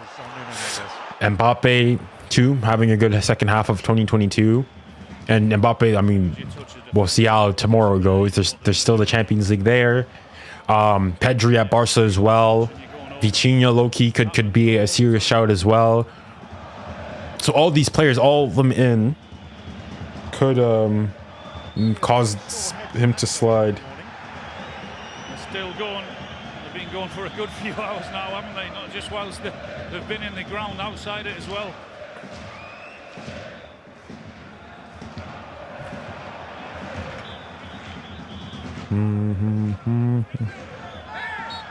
Also, let me know if the audio is okay. I've made like some changes and everything. Just like let me know if it sounds like the levels are okay. If I'm peaking, because in my ears it sounds okay, but I don't know how it sounds for you guys. Top 5 Ballon d'Or in my opinion. Salah 5, Lewa 4, Pedri 3, Rafinha 2, Dembele 1. I still probably think Rafinha's probably just Rafinha and Dembele has step, and it's between them two. Like even like a Harry Kane, low key, like. In for Tielemans and Rashford. Just wouldn't quite run for him. Oh, attention Paris, hein? Watch out. As PSG have been made to look. It's a good save that is from Donnarumma. He had to get down really, really sharply to the feet of Marcus Rashford, I think it was. Rogers. Well done, well read. Easily picked up by Hakimi. Nah, he's offside, he's offside. Clearly offside. So it appeared. Finish your chance, finish it though. Torres is looking. Oh, Dembele. And looking. And Offside, offside. the flag has gone up. It was only about 4 yards offside, wasn't he? Yeah, he's clearly offside. Hakimi should have played him earlier. 10 yards just to his right hand side. Yeah, he's offside. It's a great finish though by Dembele, in fairness. This is where it falls for Rashford there in the middle, and the keeper's really, really sharp out. He has to be. It's a good save at the feet of Rashford. I think Donnarumma's done well there. No! Wait, Barca conceded again! Whoa, attention! Don't concede yourselves here. Is it gonna count? Is the goal good? Please tell me it's good. It's 2-0! Oh, Barca! Listen, they're probably still gonna go through and everything here. But yo, best team in the world. Hey, you guys, stay humble. Tranquilo. Arms right behind his back. I was hearing some crazy 6-0s, everything on aggregate. Whoa. Cálmate. Hakimi.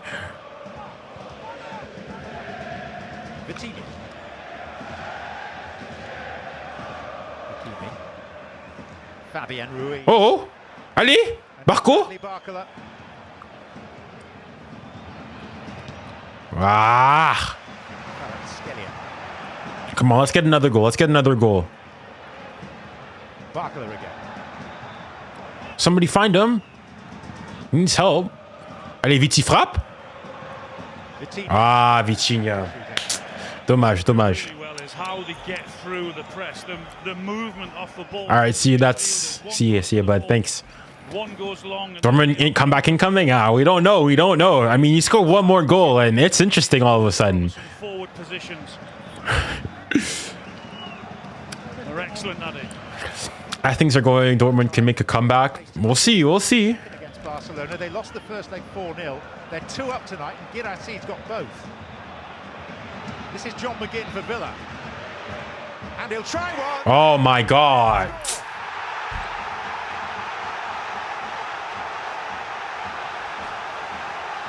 His luck was in, and Villa are just about back in the hunt. Well, I said in the first 5 or 10 minutes that Villa score and make it interesting. Really good run from McGinn. I'm thinking, is anyone going to close him down? Because he's ran all the way from the halfway. Does it take a deflection? And they're inviting him to have a shot, and he did just that. It takes a little deflection. I mean, it's a bit. Donnarumma. They couldn't, could they? They might. He thinks so. They just might. Come on, allez Paris, you guys. And Villa Park Tranquille. We're not playing that well, in fairness. I don't think Luis Enrique is going to be all that happy. The PA announcer said with great delight, the goal scorer, Super John McGinn. They love him here. Just tranquilo. Take this thing out of the game a bit. Come on, Hakimi. McGinn.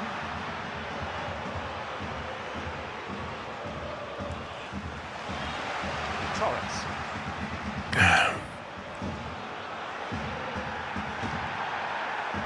Allez, vas-y. PSG with Barcola. He's got no one to help him.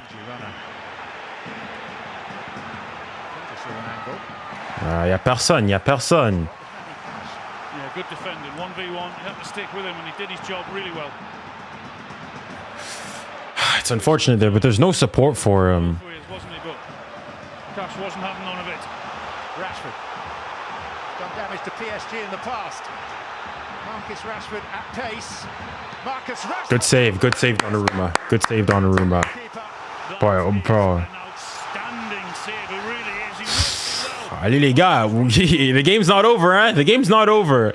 Good save, Donnarumma. Great strike from Rashford. And equally a good save from Donnarumma. Well, this is Villa's time. This is Villa with momentum. Oh, own goal. PSG supporters at Rashford. So it's 2-1 at Barca.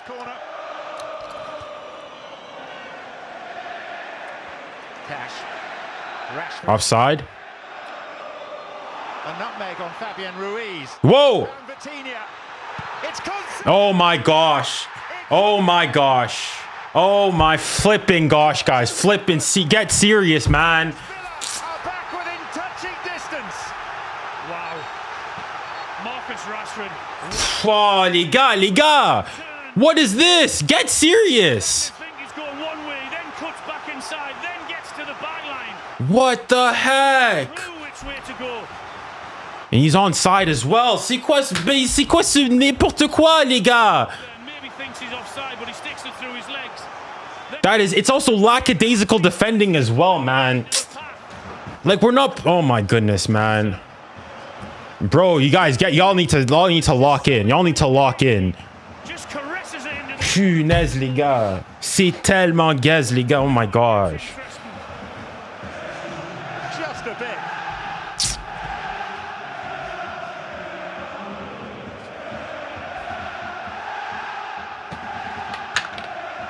Is it going to be one of those mad nights which the Champions League specializes in producing? Les gars, tranquille. Just calm down. Calm down. Calm down.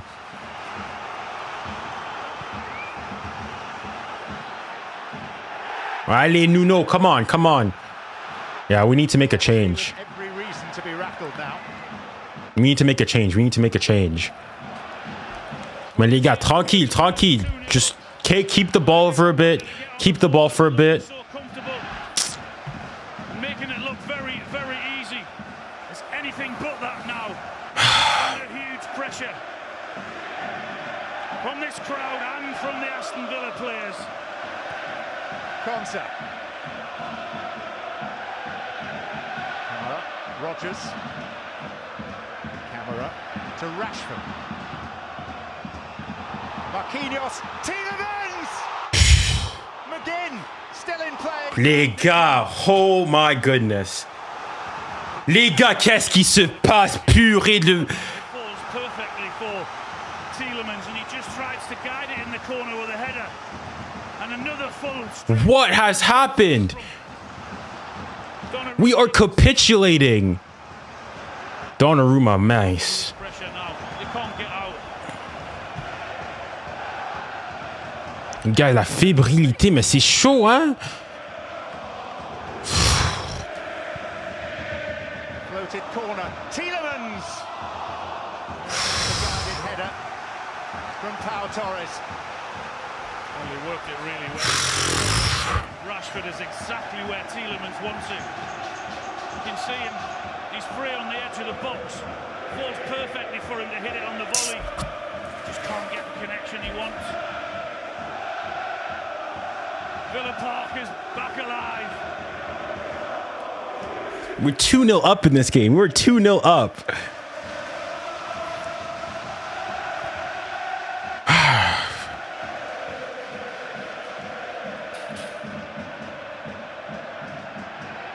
Fabian Ruiz. Alrighty, come on. Villa were preparing to make two substitutions just before John McGinn scored. All right, come on, come on, come on. Get another goal here. The mayhem and excitement. 𝙎𝙊𝘾𝘾𝙖 has come on for 𝙬𝙑𝙬𝑏𝑎𝑟𝑐𝑎𝑙𝑎 for PSG. Oh, he's already come on. It's not exactly a downgrade. 𝙬𝙊𝘾𝘾𝘼𝙎𝑑𝙎.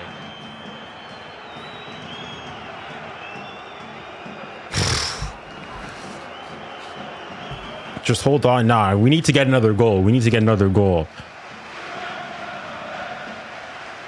Fabian Ruiz.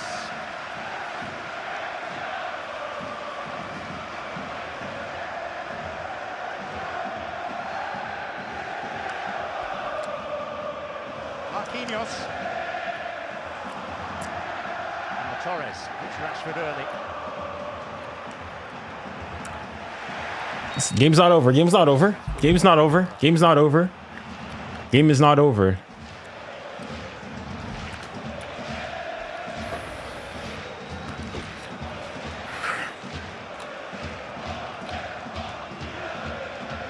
Come on, get the next goal.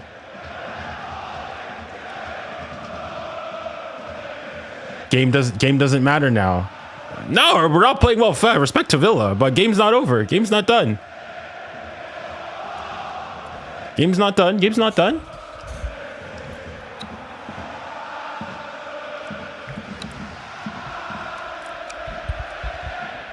Haha, you switched up. What did I switch up on? 𝙊𝙾𝘾𝘼𝙎𝙖. Corner of Konsa. Hold his cross because there was no one in there. He had to take another 4 or 5 steps. Did 𝙊𝙾𝘾𝘼𝙎. By the time he chose to get it in there. Say it with your chest. Bro, what are you trying to ask me to go and say here? Listen, we're PSG going through. Tranquille, les gars. Tranquille.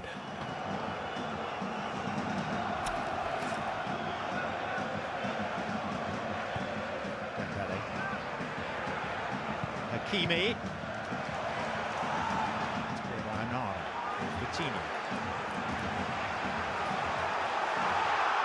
Well done.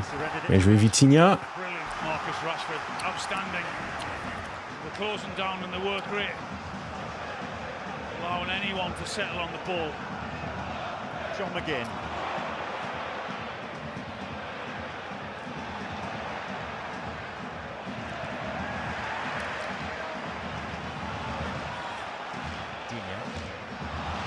Bien joué Dez.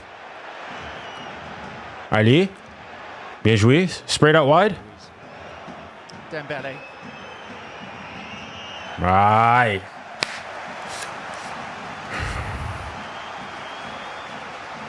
Yeah, Enrique's not happy, man. One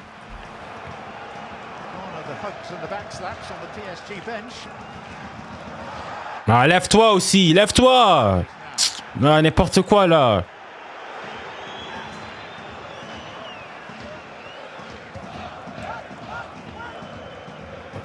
Yeah, Dembele's not happy. Just keep the ball, keep the ball. It is just stupid at times. You just can't figure it out. And it's amazing what a goal does for your belief, for your confidence, for the crowd and everything. Turned into a different second half when they got that goal, didn't they? Everything about Aston Villa changed. Pretty much everything about PSG as well.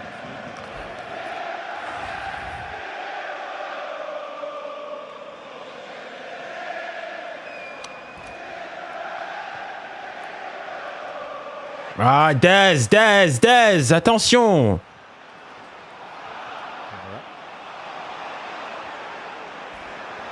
𝙬𝙬𝘼𝑋𝙬𝑖𝑠. Allez, Dembele. Now the threat from the pace of Dembele. Yeah, that's with the pace and everything else they've got up front.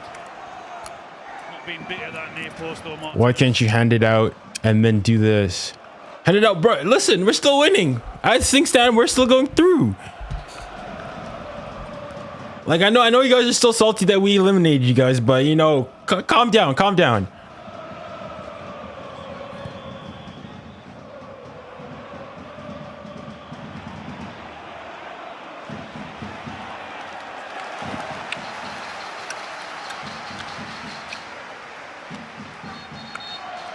So, Code switch. I mean, if I'm assuming you're talking about the code switch, reference to the one I mentioned in the video. In that video, it's talking about how people constantly go and say, "Oh, PSG intensity. Can they do this constantly? Can they go and do this?" What you said, dude? You handed it out, and then you told me. No, I said because people are constantly going and saying, "Oh, the traditional thing with PSG was always, the reason they can't go far in the Champions League is the fact that they play in a weak league. They never have to go above 85%, so on and so forth."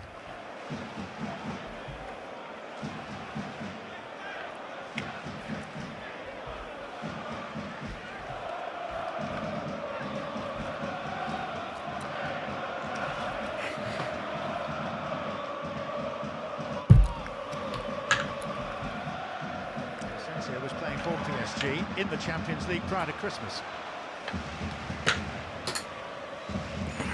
It's incredible To the Premier League. Incredible to think he can come out at this stage. It really is.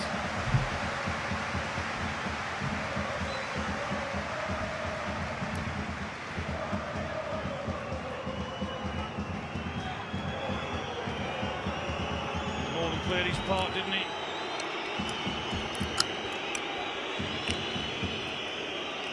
Barca.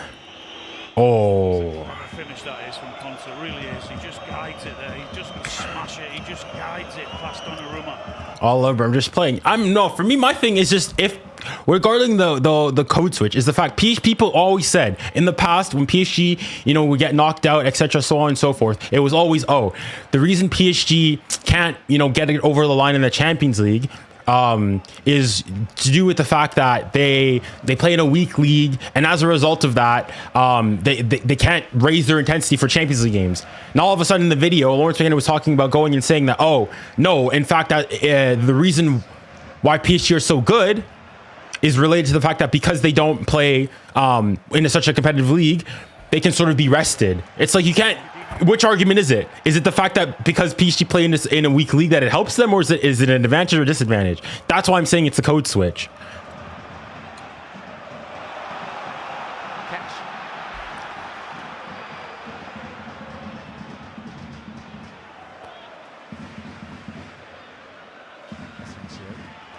Ramsey.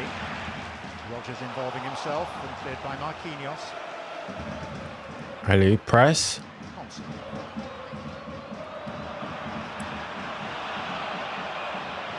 Allez, Dembélé. Dembélé. Gardez le ballon un peu.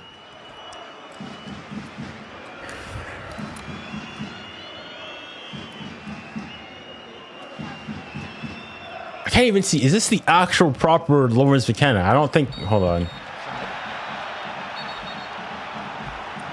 Try and keep the energy going somehow. The Aston Villa players. The crowd and what they're bringing to it.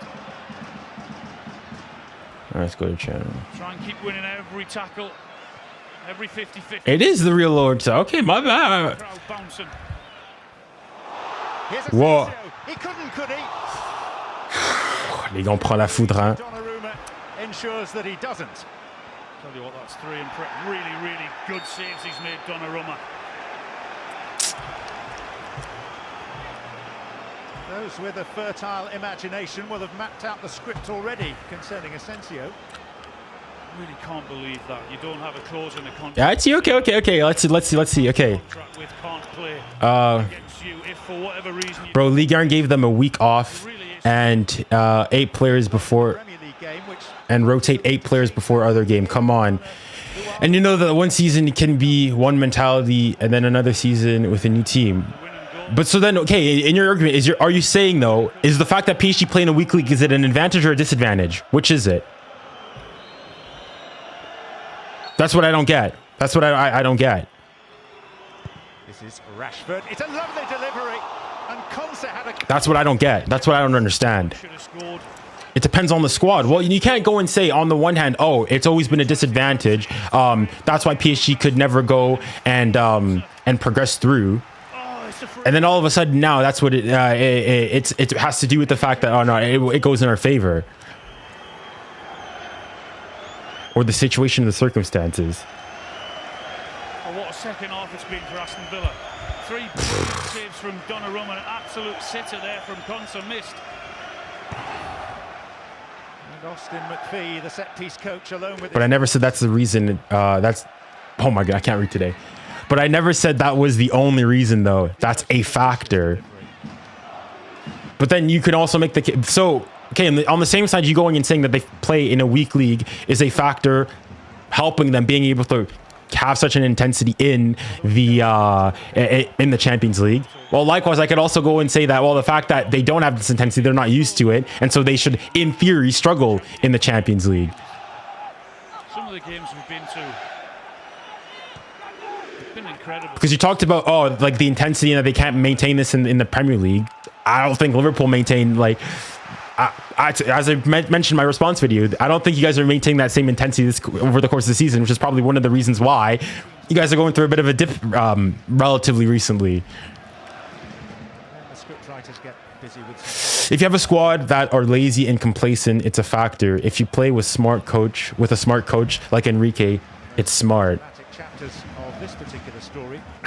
I don't know. I still feel like it's where it's what's the word I'm looking for here? Je trouve pas le mot. It's like it's sort of a double standard. So like, would you have said that last season the reason that PSG got knocked out was that due to the fact that they play in a weak league and so therefore don't have to raise their intensity constantly? It's the yellow card if I've ever seen one, Mark Lattenberg. It certainly was. Oof. It'll be interesting who he gives the ball back to, because did Paris have the No. So would you have said that though in the past as well? So like when PSG, I don't know, got knocked out by Real Madrid or even let's say Manchester United when it was a Prem team, would you have said that that was due to the fact that they played in a weak league and the intensity of that league meant that they weren't used to or ready for a big Champions League game? It's probably safe refereeing, because there could be an argument if Paris did have the ball, but now Villa can have the back and Paris can regroup at the back. Ollie Watkins is getting ready to come on for Aston Villa. Tasho, just enough. Depends on the season, doesn't it? Depends on the nature of the knockout. Well, I mean, I'd say I don't think there's ever been a knockout where I'm like, oh, PSG haven't been able to raise the intensity. I think it's been due to a collapse in mentality, things that happen in the game in some games, like Real Madrid, Barca, but never like I would have gone and said that the intensity, because you go and think PSG play 6 to 8 games every season in the Champions League where they have to play at it. So it's not like it's some foreign thing to them either. And teams like Bayern, Real Madrid as well would say, I think most people would say, play in quote unquote less intense leagues, yet have all gone and won the Champions League. So I don't see, I think it's a non-starter of a debate, to be perfectly honest with you.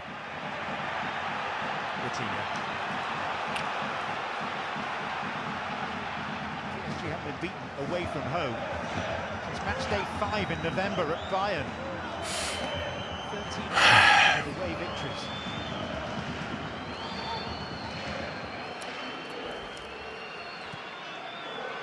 Of course, set against that on the longest unbeaten run here for 34 years. What about the margin now? Yes, but you can argue that, like Tyson's silk sheets argument. I'm not aware of Tyson's silk sheets argument. I mean, Loris, I'm not sure. You must be like busy, so I don't want to take up too much of your time. But if you're up for it, I'd be more than happy to have you on the stream. You can hash out and discuss and explain, build out your argument one-on-one. Because I feel like going through chat, I don't feel like you can express yourself nearly as good as you could if you were in person. Certainly down the sides of the both fullbacks, one on the left, one on the right for Aston Villa. PSG often don't have the challenge. They've been a lot tighter in the second half. PSG often don't have the challenge to keep them sharp. So Matson, Virginia. Chat aside, but I'd happily chat to you. Yeah, I mean, hopefully, assuming the result, things finish in the 90. I'd be more. I can. If you shoot me like an Instagram DM, I'd be more than willing to pop you a link and I can have you join this stream.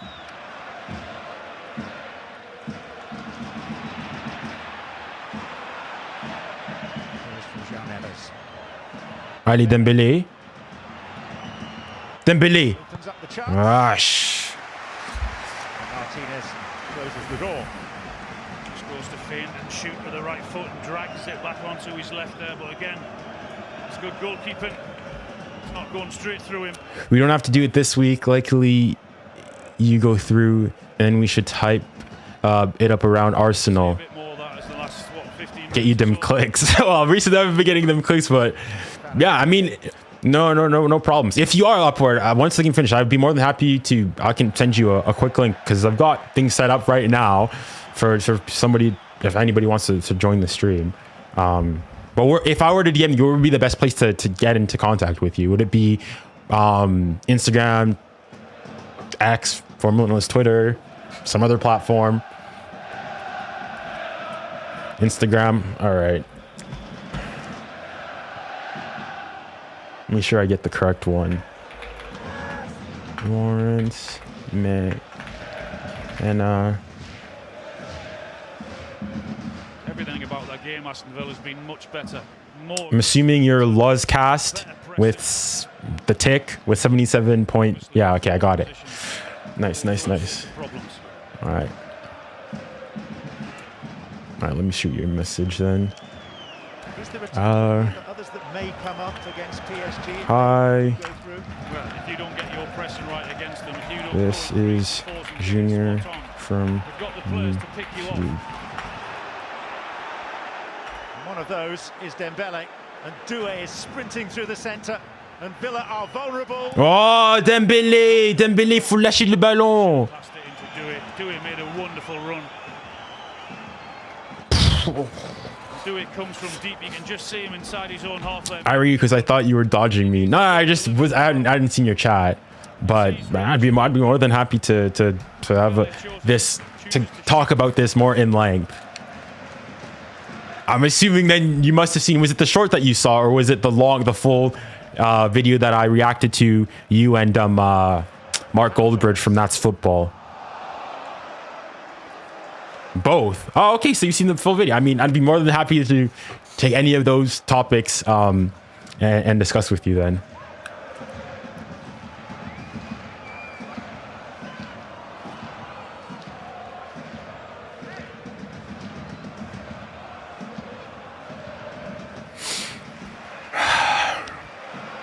Konsa. On his way early. Lovely control. Rogers on his left foot. Always rising. Brilliant run from Asensio. It really was. It's one of those where he came short and spanned the defender.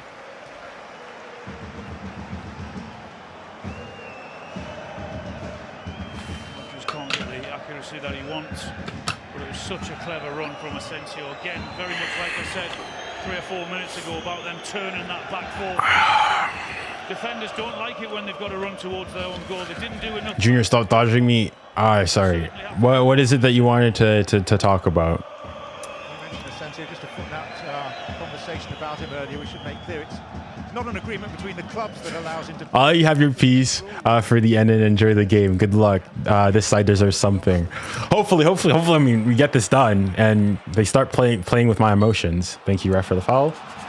But cheers. Thanks for, at least for taking it charitably and coming on and, you know, discussing it. I appreciate that. I rate you too. Goal check. Grassi scores again. Oh, I haven't even been paying attention to this game. Is it this one? No, wrong one. A few others down the years who've scored very important goals against their parent clubs. Koeman, James Rodriguez.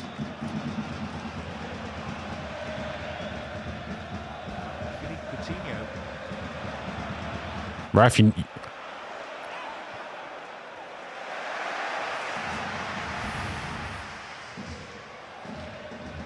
Asensio.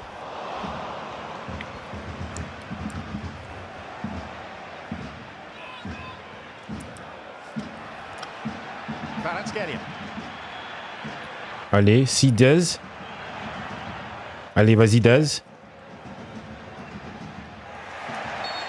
Thank you. Well done. Bien joué. Merci. Y'a faute. Toi aussi. What are you screaming for? Yeah, I didn't think it was a free kick. Thought he got enough of the ball, I did. There has to be contact, but he gets a lot of the ball. Most, in fact, all of the ball. Oh, let me see that again. I think that's harsh, I do. I can see why it's not given. It's not. I can see why he's angry. Upon re-looking at the footage, there's a case there. There's a case.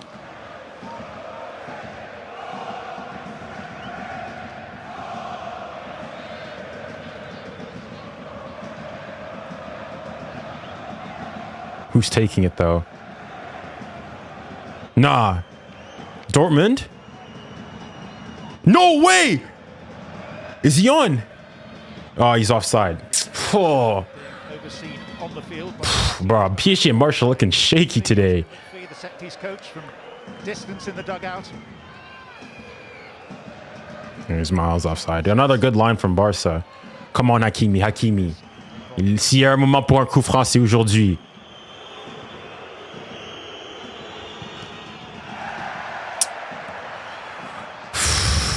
Portuguese left back.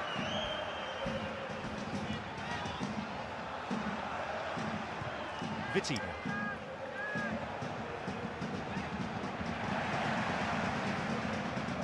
𝙀𝙖𝘼𝙖𝘾𝙄𝘼𝙎𝙐. Allez, Des, attention. Possibilities for Villa with Rodgers. Two to his left, Asensio to his right. Bien joué. Bien défendu, bien défendu.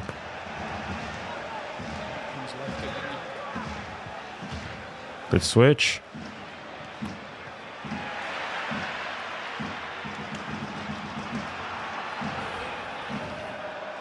𝙀𝙖𝘼 for Hakimi. Hakimi. And Hakimi did Oh, Hakimi. in the end did Emi Martin. Yeah, absolutely he did. Allez, allez, les gars. Come on, come on. Faut marquer là. Faut marquer. Yeah, he's done that very well tonight. Saw him in the first half, didn't we? Both fullbacks in the first half, not so much second half, but on that occasion, it's his only option. I don't think he's got another option to put it in the middle and cross it. He arrives late. I think he has to go for goal, but again, it's a decent save from Martinez.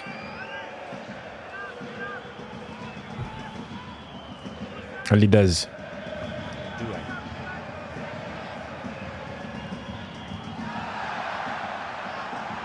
𝙬𝙬𝘾𝙖𝘼𝑎. Aïe, aïe, aïe, aïe, aïe, aïe, aïe. Removes any argument as to whether the ball was in or out.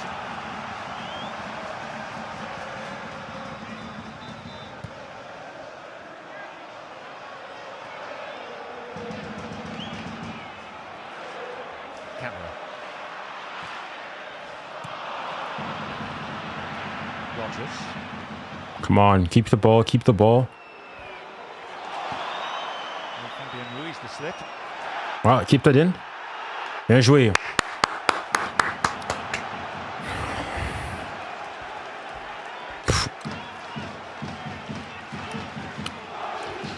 Junior, you stressed? I mean, For Aston Villa now. I guess rattled a bit. I'm a bit rattled. Not honestly stressed. That and thinking they're going to have to commit more men forward in the risk of conceding. It's going to be a big risk because of the pace that they've got, but they have to do it. Bro, I think... For Ollie Watkins. So they have to take the risks, Alan, that were so Well done. ruthlessly punished in the first half hour. Yeah, they've got to do it now, though, haven't they? They've got no choice. Come on, 6 minutes to go. I don't think there's been much stoppages. Bro, Donnarumma has been really good today, low-key. There's the first one. All full length. There's the second one. And that's the big miss from Konsa. See the agony there on his face. Are you disappointed with PSG? I mean, yeah, we've not played well today. We've really overall, I don't think even over the course of the tie, it's not been all that crazy either. The energy, the passion, their passing, their attitude. Not over yet, though. Come on, come on. Allez, Paris.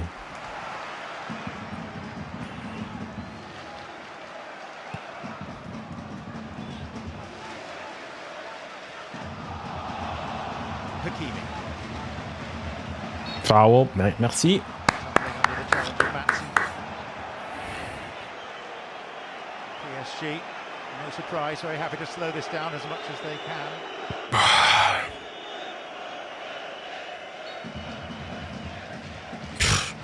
I mean, I'm not really watching that Barca game, but come on, Girassi.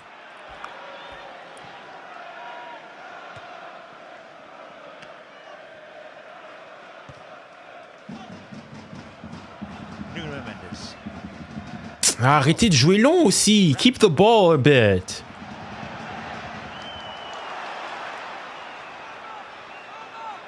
He's got 𝙀𝙖𝘼 tracking back to confront Out by João Neves. Good play that was, 𝙬𝙖, helping his defender out. Dembele. Bien joué. And it's the right back Hakimi. Allez, give him support. Give him support. I say, Kvara, cook him. Cook him. Cook him. Cook him. Ah, Kvara, shoot. Shoot. Matty Cash. Shoot the ball. Shoot the ball. Cash. 2 or 3 times he's been 1v1 and he's not been done at all. Foul. Merci. Merci. Again, it was that man down the right-hand side, Hakimi again, wasn't it? The energy that he's got, it's incredible.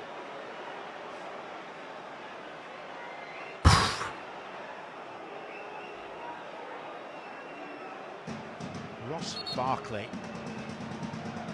has been out for a considerable length of time. He's not appeared since the middle of January because of a calf problem. He's taken the place of Youri Tielemans.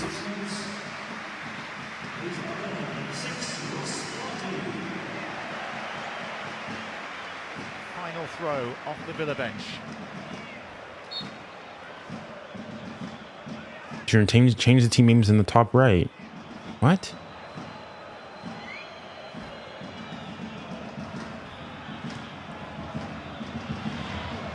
Oh, sorry. Yeah, my bad. My bad. I got it. I was saying, like, what are you guys on about? 𝙬𝙖.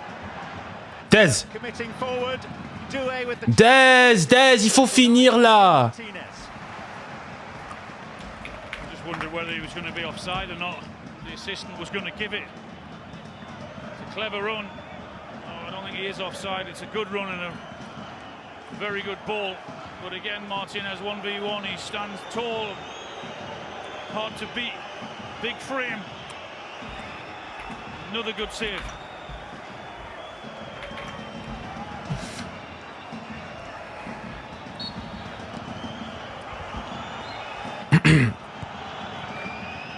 Have a Vitinha? It's Vitinha. Please tell me he's on. Fabian Ruiz. 𝙀𝙬𝘾𝘼𝙎𝙾.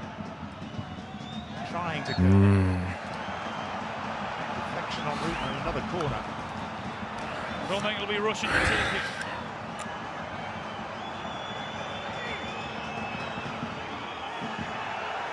PSG are in slow motion.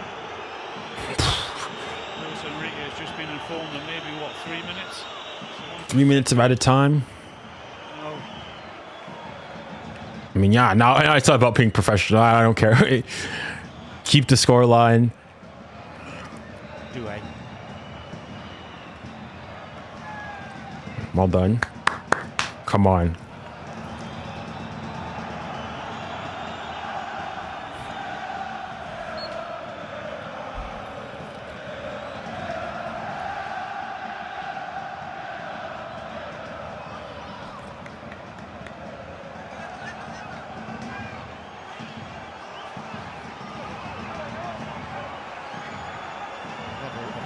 Frustration evident and rising. 3 minutes of at a time.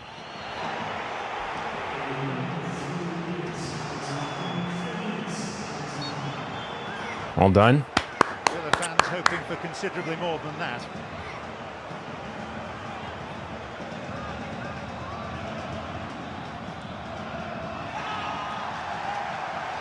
At last, Villa can get their hands on the ball.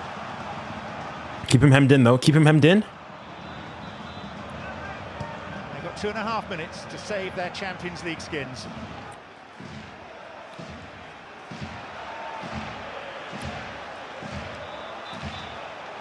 The end of a gloriously roller coaster night at Villa Park. All right, reculez. Win the header. Well done, Hakimi. Good play by Hakimi. Austin McPhee. The set-piece coach becomes the ball boy. Matson. Rodgers trying to position himself. Allez, Dembele. Spring him! Hakimi. And the referee will take it back for a foul. Les gars, c'est gaz. Les gars, ce match, c'est gaz. Oh, wow, wow, wow, wow, wow.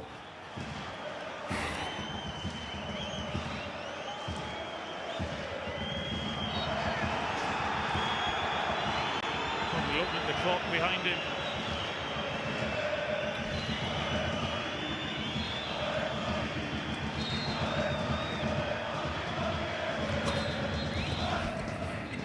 One minute to go. To run, directs Martinez to find another football.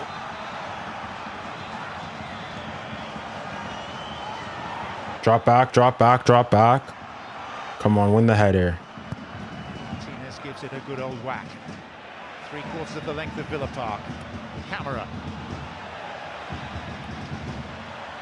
Asensio.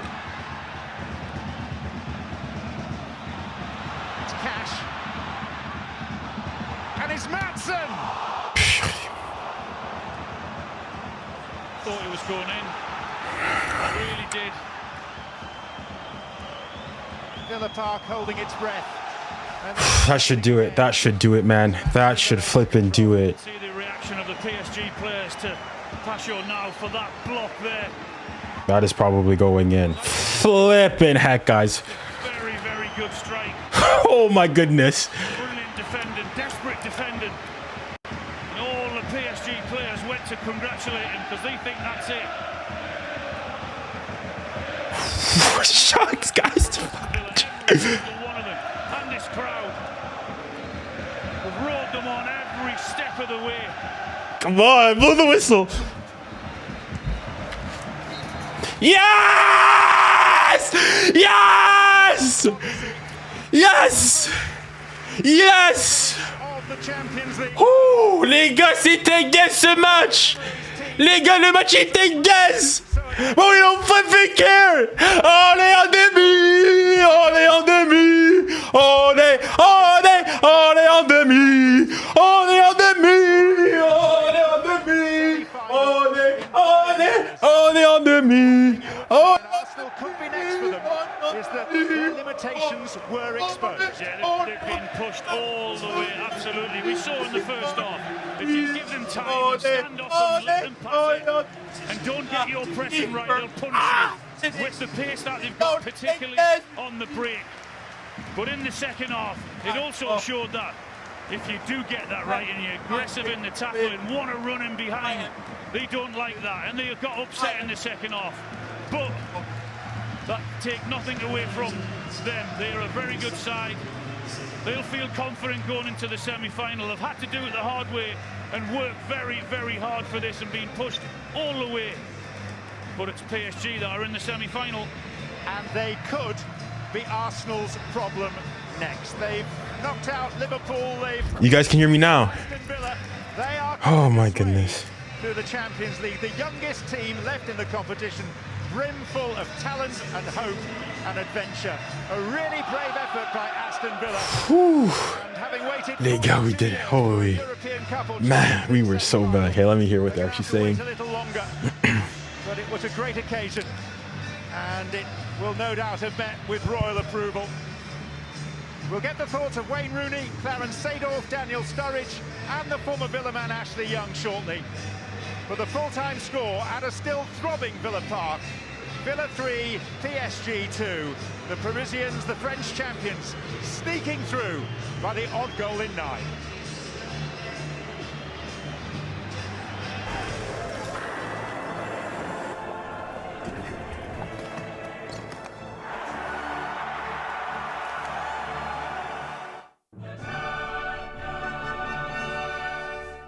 Hello? When it comes to the beautiful game, Are we back here now? from the grandstands to the grassroots. Has invested millions in community sports since 2001. Supporting the Oh my goodness, man. Les gars, franchement, c'était chaud, c'était chaud. You're back. Hold on, let me... Oh, I lost so many things here. Search Barclays Football to find out more. 𝙎𝙬𝘾𝘼𝙎𝙎, guys, guys, not gonna lie, my heart was racing. My heart was racing. Maybe they didn't show on stream, guys. Oh my goodness. Les gars, on était gaze en fait. Nullissime. Les gars, c'était un match de zinzin en fait. Hello. Yeah, I'm not sure what's going on with my audio now. But we'll stick on this mic. We'll stick onto this mic. Cooked Loki. Pacho carried. All these things are so true. The Barca game is nearly done as well. So, I mean, both PSG and Barca, huge scares. Oh my God. Wesh, nigga! Wesh!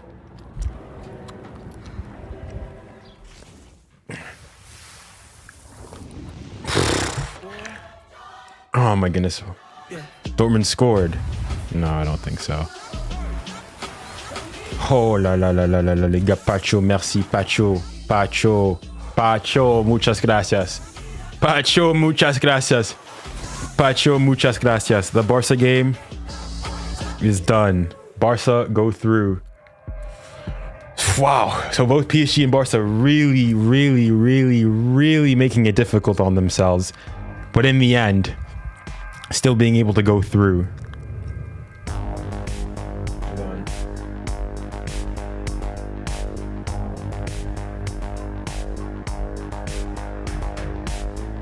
Make the moment supreme. 1664 Pierre. The taste supreme since 1664. Let me know if you guys can you guys hear me like fine now. Than a big I'm on the second V8. And this brings us to the time we went to Detroit, to Motown, to make some noises. Noise in the city.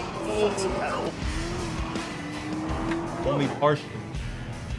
Like even if I'm like close like this, you guys won't barely hear me. Is it like cutting in and out? Birthdays.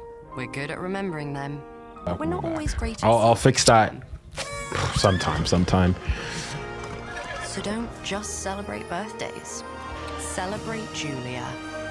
Oh my goodness. Okay, hold on. Let me Snacks.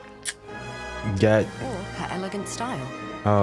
because I might be able to get Lawrence McKenna on here to defend his takes on the whole PSG quality of the league thing. So let me send him a message to see if he's interested.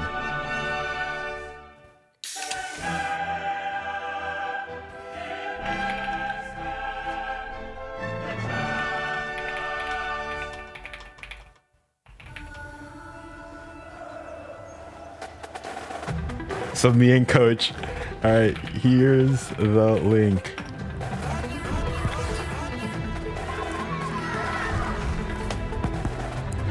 All right. Well, I need to get my own audio and everything set up correctly. I need to remove some stuff though. Welcome turn back off to you. Villa Park, where it has finished Aston Villa 3, PSG 2 on the night, but it was 5-4 to PSG on aggregates, and the French champions are through to the semi-finals. They'll be back on your screens though very soon, because PSG's Ligue 1 season continues away to Nantes next Tuesday. You can catch the action live on Prime Video via pay-per-view. No Prime membership or subscription is required. Not available to customers in the Republic of Ireland. Scan the QR code for more information. And that's not the end of the entertainment, as the Not Very Grand Tour comes to Prime Video on Friday. Join Richard Hammond and James May as they take a look back at some Hold on. moments. I can hear you. Let me change to a better microphone on my end. We have Aston Villa right back in it. Ezri All right, Konsa this one with should the be better, third and then I'll goals turn the on night. They needed just one more to take it through video. to extra time, and in the dying moments of the game, Maatsen had a shot, a chance. 𝙊𝙊𝘾𝘼𝙎𝙬 blocked it, and it was PSG who made it through. And that means that the that should be fine. is looking a little bit clearer make sure. after tonight, because Paris Saint-Germain will play the winners of Arsenal, Real Madrid. Yeah. Oh yeah, because I have my video feed going through OBS, and I've got I've got a whatchamacallit, a LUT applied in OBS, so that's why I look ungraded here. All right, let me get you in on stream the audio. Hopefully, I think they should be able to hear you now. And check. I can't see your chat anymore because I had to close the chat. So okay. Mess up. All right, I've got you now on there. Hopefully, chat. If you guys can let me know, can you guys hear Lawrence? Check. Can you hear me? Can you hear me? Konsa is with 𝙬𝙬𝘾𝙼𝘎𝘾𝙀𝘼. Allele. PSG. You're watching the pictures, so much emotion. We can hear you and see. Is it regret? What is it? Yes. Oh, can you see? Wait, you can see me? Proud of the boys. Yeah. I can see you. All right, sick. But can they see me? Yeah. All right, I just wanted to check. Otherwise, if it was audio, I'd have just left you like this to see my camera. All right. Hi, chat. What changed? Guess who really annoyed me earlier this week? Right. Well, I've had my takes. Well, where do you want to begin? Why'd you do that to me? Why'd you pick me up? Why? At first, I did because initially I reacted to, I was watching another PSG YouTuber that I know, PSG who reacted to like a 1-minute version of your thing that was on X. But then I went and watched the full episode and took extracts from that downloaded. So looked at that. I did clip it up, yes. In fairness, to probably could did perhaps misquote a bit, but on some things though, I think you can, even with the context of it, I think are well placed. So the thing is, right? Like I don't disagree. You and I, the thing I often want to put below people's YouTube that I disagree with is often I'm like, oh, I think you and I would get on, because you're a bit of a, and I'm a bit of a, do you know what I mean? Yeah. And the problem was I watched it and I was like, oh, this guy's actually quite charismatic, and like, and the problem is I quite like PSG. Like I went to Paris to go see the Liverpool game. I was at Anfield for the game against you guys, and it's by far the best football that Liverpool have played this season, and by far the best football that PSG I've watched. I mean, look, another team play at Anfield. So proud of their performance in the second half. Broadly, yeah, I think PSG should be the favourites for the Champions League. I do like them, but I disagree with your logic in the same way you disagree with mine. So I guess for the sake of the chat, would you mind like summarizing sort of what your initial argument was? Okay, first of all, let's just separate out two arguments, because Mark made a point and I made a point. And Mark's point the night before was that he didn't think PSG would finish in the top 4. And I'm not. I don't know if on the stream you can see my face, but I kind of go, like I'm not sure I agree with that, right? Yeah. I think PSG are a solid top 4 Premier League team, as silly as that is to say, right? I think they're very good. And in fact, I think they probably play the best football in the Premier League. My point was that PSG save a lot of their intensity and their best games for the Champions League. For instance, if you'll take my point, this weekend, what was the PSG score on Saturday or Sunday? PSG didn't play this weekend. Oh, right. Okay, my bad. Okay. And who were they meant to play? Nantes, right? Nantes, what? Yeah. Yeah, Nantes, or whatever you want to call it. And why didn't they play them? Because the game was scheduled for Sunday, and it would have been tough to schedule. If you think, play Sunday, you then travel on Monday for the game on Tuesday, it'd have been a really tight turnaround. And so the league, for the sake, they've said to basically give PSG a better chance to be arrested for the sake of French football, decided to postpone the game and change it. Does that not smell a little fishy to you? I mean, fishy in one sense, as in PSG have done it before. It's happened in La Liga games as well, where you postpone the game. I think it's just guess where it's never happened? In England. Well, I mean, if you want to go and say it's happened in Germany, I think in some sense, if I could even go and twist it, sort of in my favor, in that I don't think it happens in England precisely because of the fact that I almost feel like English football fans feel like English football is so much better that why are we postponing a game to help the team play in Europe? Like, why do we need to do that? This is the best competition. Okay, I don't want to cut you off, but I do want to ask. So you're Canadian, right? Yeah, French and Canadian. Born in France, but raised in Canada. Yeah. And which part of Canada? Just so I know if I'm dealing with a reasonable guy or a completely unreasonable guy. I'm from Winnipeg, so I'm from more middle of the country. Okay, so I've been to Winnipeg. I've consumed some of your pharmaceutical best. All right. I've driven from Winnipeg to LA. Guess the team I was following when I was doing that. That's right. The Canadian. That's right. So I have history with you, probably before you were born. Right.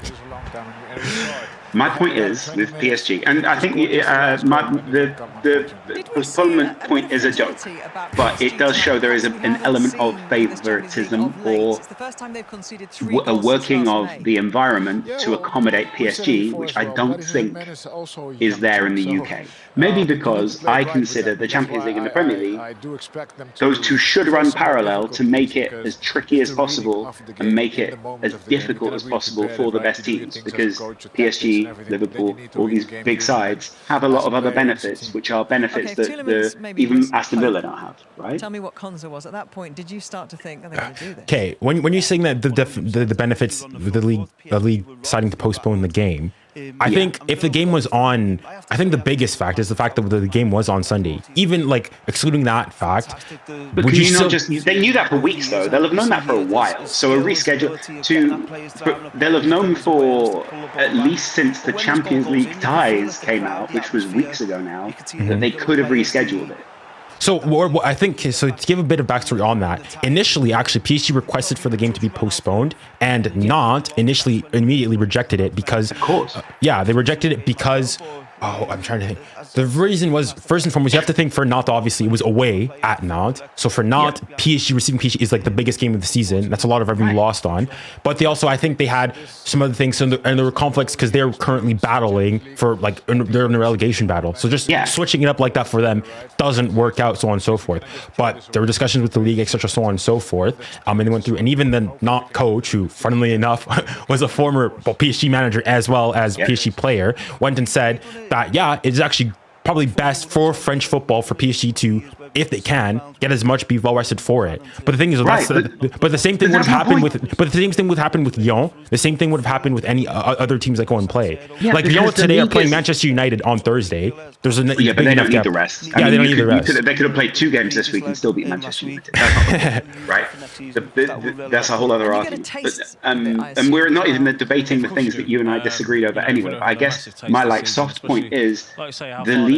Obviously, the reason that the Nantes manager said that is because it gets them a better coefficient in Europe. It allows them more eyeballs on Ligue 1, which are obviously all positive things for Ligue 1. Great. But at the same time, for me, it's an unfair sporting advantage that PSG don't play in the league that weekend and exercise somewhat of a soft power in.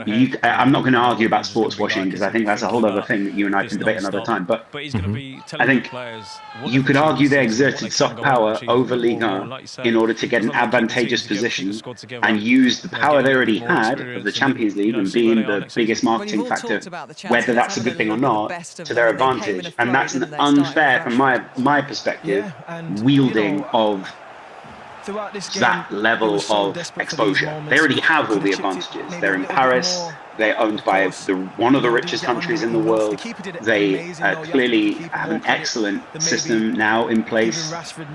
All of those things are in PSG's favour. I get it, but reschedule it to Saturday. Reschedule it to Friday if you have to. Well, I think they probably should have done so, yeah. But as in, are you saying it's unfair from in the context of PSG Villa or PSG in Ligue 1 alone? Well, to an extent, let's say unfair for different ways, right? So unfair against Villa because Villa had to play a game this weekend, right? Unfair against the Ligue 1 because surely the other people who are competitive to PSG in League 1 think, okay, well, you know, over a season that averages itself out. Like, you know, they'll play this week and then they'll be tired and we'll maybe get an advantage from them being tired. Nuh-uh. Nuh-uh, as they would say in France. Nuh-uh. They're not tired. Because guess what? They got a break anyway. And they got that break because of the soft power that they exert. Now, I don't want to come here and piss all over your chips, because PSG were definitely the better team over 2 legs against Villa, and definitely at least, you know, marginally the better team over 2 legs against Liverpool. You can make arguments as to what your own manager said about 𝙀𝙊𝘾𝙗𝙖𝙾 about Anfield at the second half, those kind of things. Keeping that energy going is going to be really. But at the same time, let's got into the argument that you and I actually had, or the disagreement that we had. Yeah.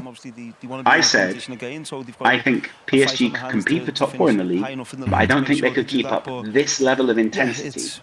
And the result tonight, and the result at Parc des Princes, and even the result at Anfield, arguably, all play into that argument. PSG lost 2 games against Premier League opposition this season. Now, whether you can say, well, they let it go because it's on aggregate, I don't think in either of those circumstances, PSG were looking at the aggregate and thinking, ooh, we're still good. So, realistically, they've played Premier League opposition this season, and they're 50-50. They're 500. Like we said, that, for me, says top 4, but maybe not walk the league. As maybe you were alluding to that they would maybe win the league. I don't know what you thought. Did you say they'd win the league? No, I said that they contend. So as in, like, they'd be...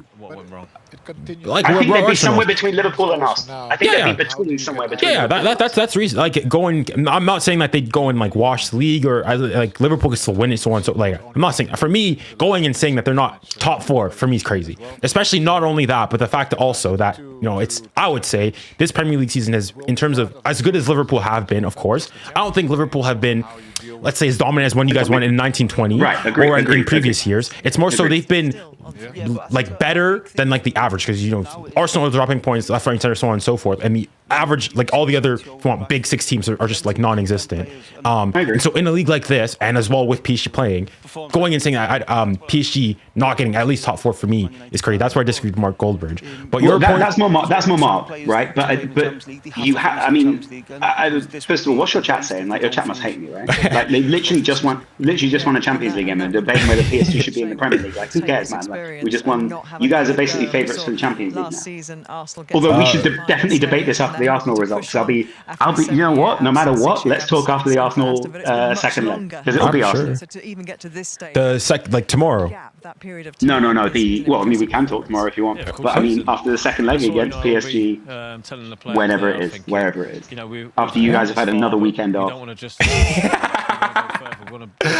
No problem. Because I think, when you were mentioning the intensity, and my point is because then you went on to allude to talking about Real Madrid as well, going and saying, okay, all right, those are 2 separate arguments though. So really, I shouldn't have conflated those 2.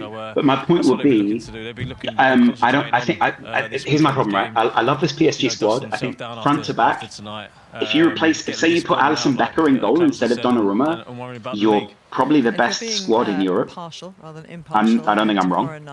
Yeah, maybe, probably. I think if you go and say Barca's ahead, for me it's not a crazy take. It's between them. Yeah, two. I think Barca got some weaknesses. I think you could probably go position for position, and you could say you're at least equal, if not better. You know, you've got like Hakimi, he's probably a better right back just than Koundé. You know, all those kind of things. I think you just edge them. Maybe Dembele and Rafi. You know, like there's some comparisons. But could you? And 𝙀𝙊𝘾𝙗𝙖𝙾 plays great football, though arguably he shines very brightly, and then maybe sort of, I don't know, it's hard because obviously he's had his personal situation and that kind of thing. So we've never seen his football fully progress. But I get the feeling that in the Premier League he wouldn't be able to play the intensity of football that he played against Liverpool and arguably against Villa. My TV's over there, which is 1 point. Week in, week out. Maybe he wouldn't need to, but I also think Do you disagree that the Premier League would be a different test for PSG? I mean, it certainly would be more difficult, but what I disagree with, and more so, I think Premier League fans in general, is this idea as in like the Premier League's intensity is so great that teams like PSG, Real Madrid, Barca, Bayern, your other big European juggernauts would just completely capitulate in these environments. They'd all finish in the top 4, I think, but I don't think that they would. I don't think they'd run away with the league in the way that they do in La Liga, or the way they do in Ligue 1, or the way they do in Bundesliga. Could you make an argument for any of those sides being transplanted into the Premier League and finishing with the points gap they do? Like, I know Liverpool have finished with a points gap, but we know why that is. That's not the same reason. Well, I mean, if we want to talk about specifically the champions, like over the last, excluding this season, I've done calculations and I've done a video which talking about the Premier League and the farmers, that whole thing is going and saying that over the last 5 years, the Premier League and Ligue 1 specifically have the same like difference between the best and the worst. Like the 1 and 2, the average points gap between them is the same. But is your argument therefore that as in if you're saying that like going and looking at it strictly, like obviously it's not quite an apples to apples comparison, but like City, if unless we're going and saying City are just way better than your PSG realm, like clearly better, City in the last 5 years have dominated the Premier League more than PSG have Ligue 1, and any team in fact have dominated any of the European top 5 leagues. And I'll explain the stat. The statistic I used for this was if we take the average percentage of possible points won by the league winners. So this is, let's take, if we took sorry to cut you off, because I think your argument is broadly correct. But just to reply point by point rather than a load of points, you're arguably taking the outlier in the league and then making your argument fit the exception than explaining why the exception happens. Taking the outlier, as in what, like City's ascension? Man City and PSG are both outliers in those graphs, right? Like arguably, I'd struggle to find other teams that were as politically powerful and as financially powerful as PSG relative to the rest of the league, and Man City relative to the rest of the league.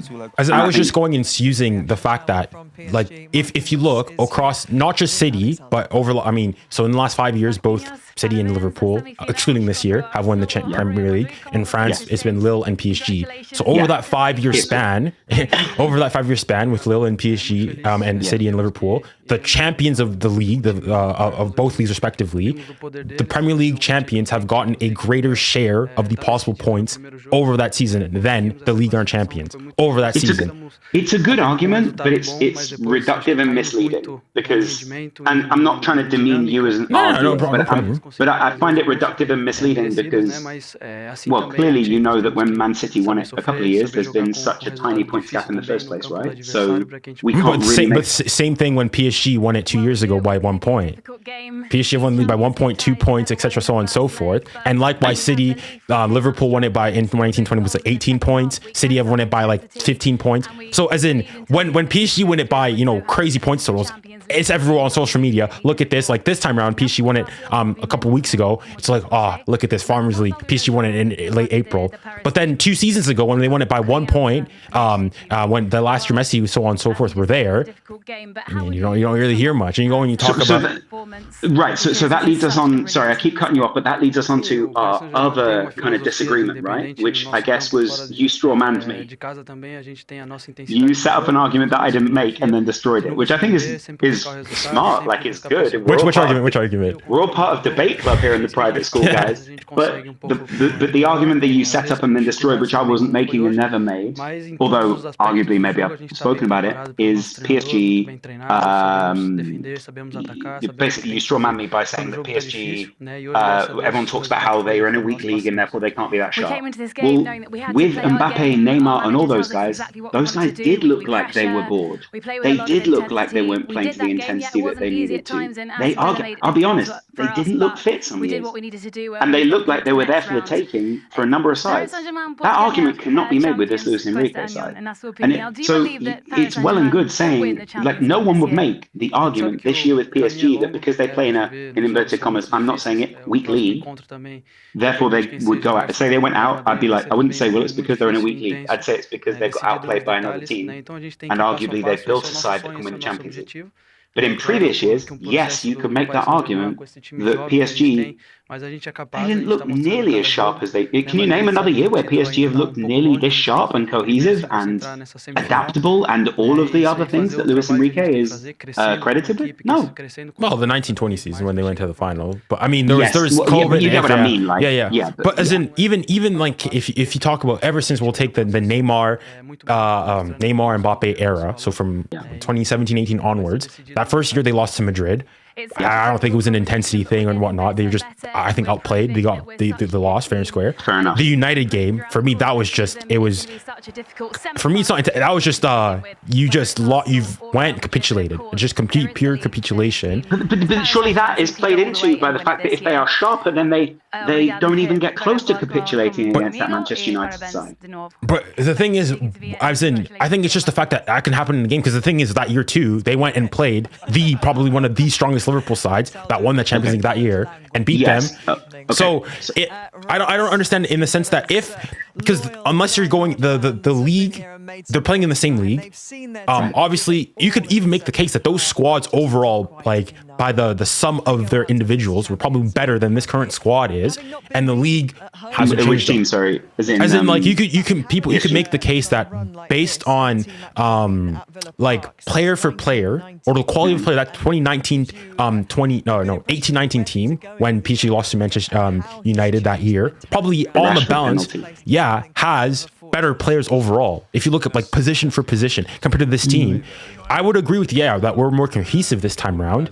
But that time, I think it was just a moment of, you just capitulated, you lost, like sort of almost like what happened today, where you go for a span of 10 to 15 minutes, you just completely lose your game. That one, that game, you were just not there. Sort of like, I don't know if you want to go and say like how you guys played Atalanta last year.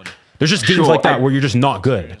But okay, so I said but 3 times there, so I'll give you it, right? Like we said, tonight is that's a lot of points wrapped into one. So first of all, the Atalanta game for Liverpool last year, arguably, Liverpool-Atalanta just poorly stylistically matched. Like Atalanta were just, Bassi Gasparini team who are just very good at matching up oppositions, have arguably a coach which is slightly ahead of the curve in terms of tactics, and therefore was kind of ready to outplay a team that was built in such a way, as happened in the final, as happened against Liverpool. He built a team that could beat a very specific style, and that worked. Yeah, good. I would say Luis Enrique is not a million miles away from being what he's ahead of the wave of tactics that are there right now, and I think that's why this PSG side looks so, I guess, fresh. Is that fair? And I can't wait to see. I think the reason why a big thing is the fact that we've gotten rid of the egos in our squad, and that right now, but I don't think that has to necessarily to do with the intensity, because I mean, Neymar, when they decided to go and do so, I don't think that the fact that the league necessarily goes and plays a factor in the fact that they sort of decide to turn it on, turn it off, which is what I think they did. I think it's just them in their heads, a mental block. If you put them, but doesn't that play into my argument that there's like a sharpening and a focus that comes with week in, week out being dialed in a very specific way, but not to the point where you, I don't know, like there's a very fine balance to great teams, right? It's like it's the cliche of like having a Lamborghini or whatever, push it too far and it'll spin off the road. But if you get it just right, you can go as fast as you want.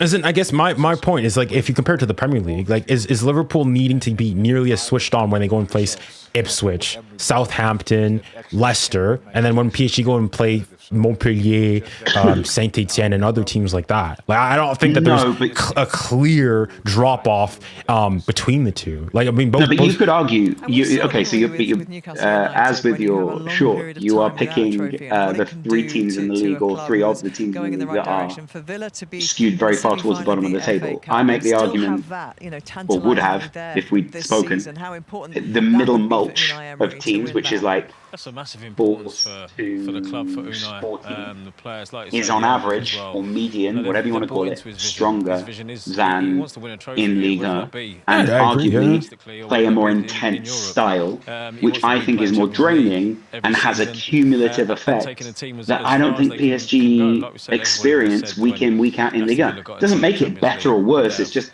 some people do that thing where they'll swap the word better or worse for different. And what I mean is different. I don't think PSG, I like Liga. I've been to see Marseille, I've been to see Paris, I've been to see lots of different sides. I think it's a great league. If you were just kind of being dispassionate looking at them tonight, it's not as intense. What is it that doesn't make it worse, but it means it's not as intense. And intensity would drain this PSG side, no? And then they wouldn't be able to play to the same standard. They looked so fresh against Liverpool.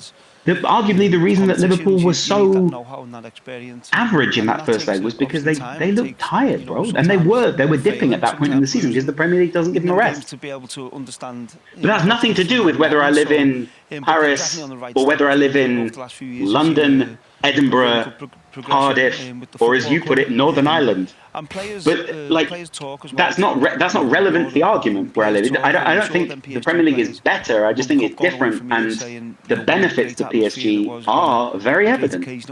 I don't think that's like I'm not denying this. I'm not necessarily denying. Of course, I would say that of the top 5 leagues, and definitely that oh my goodness, that yes, the Premier League is the most intense of the top 5 leagues and is more intense than Ligue 1 as a consequence. Yes, but I don't think that the gap is nearly as to the point where, like, PSG, if they were to play, you know, a mid-table Ligue 1 team, that if they were to play,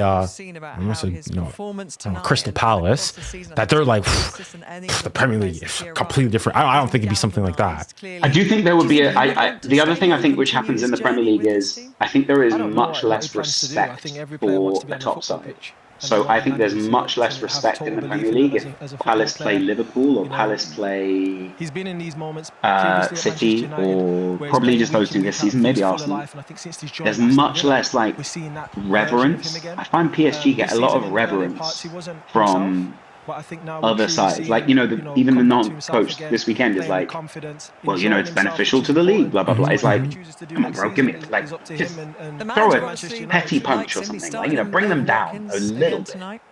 Yeah, I guess it's a society, it's a cultural thing, I think, as much as anything else. Because he's their player. He's here. I think it also has to do with the fact that I think a difference in club culture. I think in England, I think England more specifically, that people are a lot more tribal to their clubs. Obviously, it exists in France between, you know, PSG and Marseille, so on and so forth.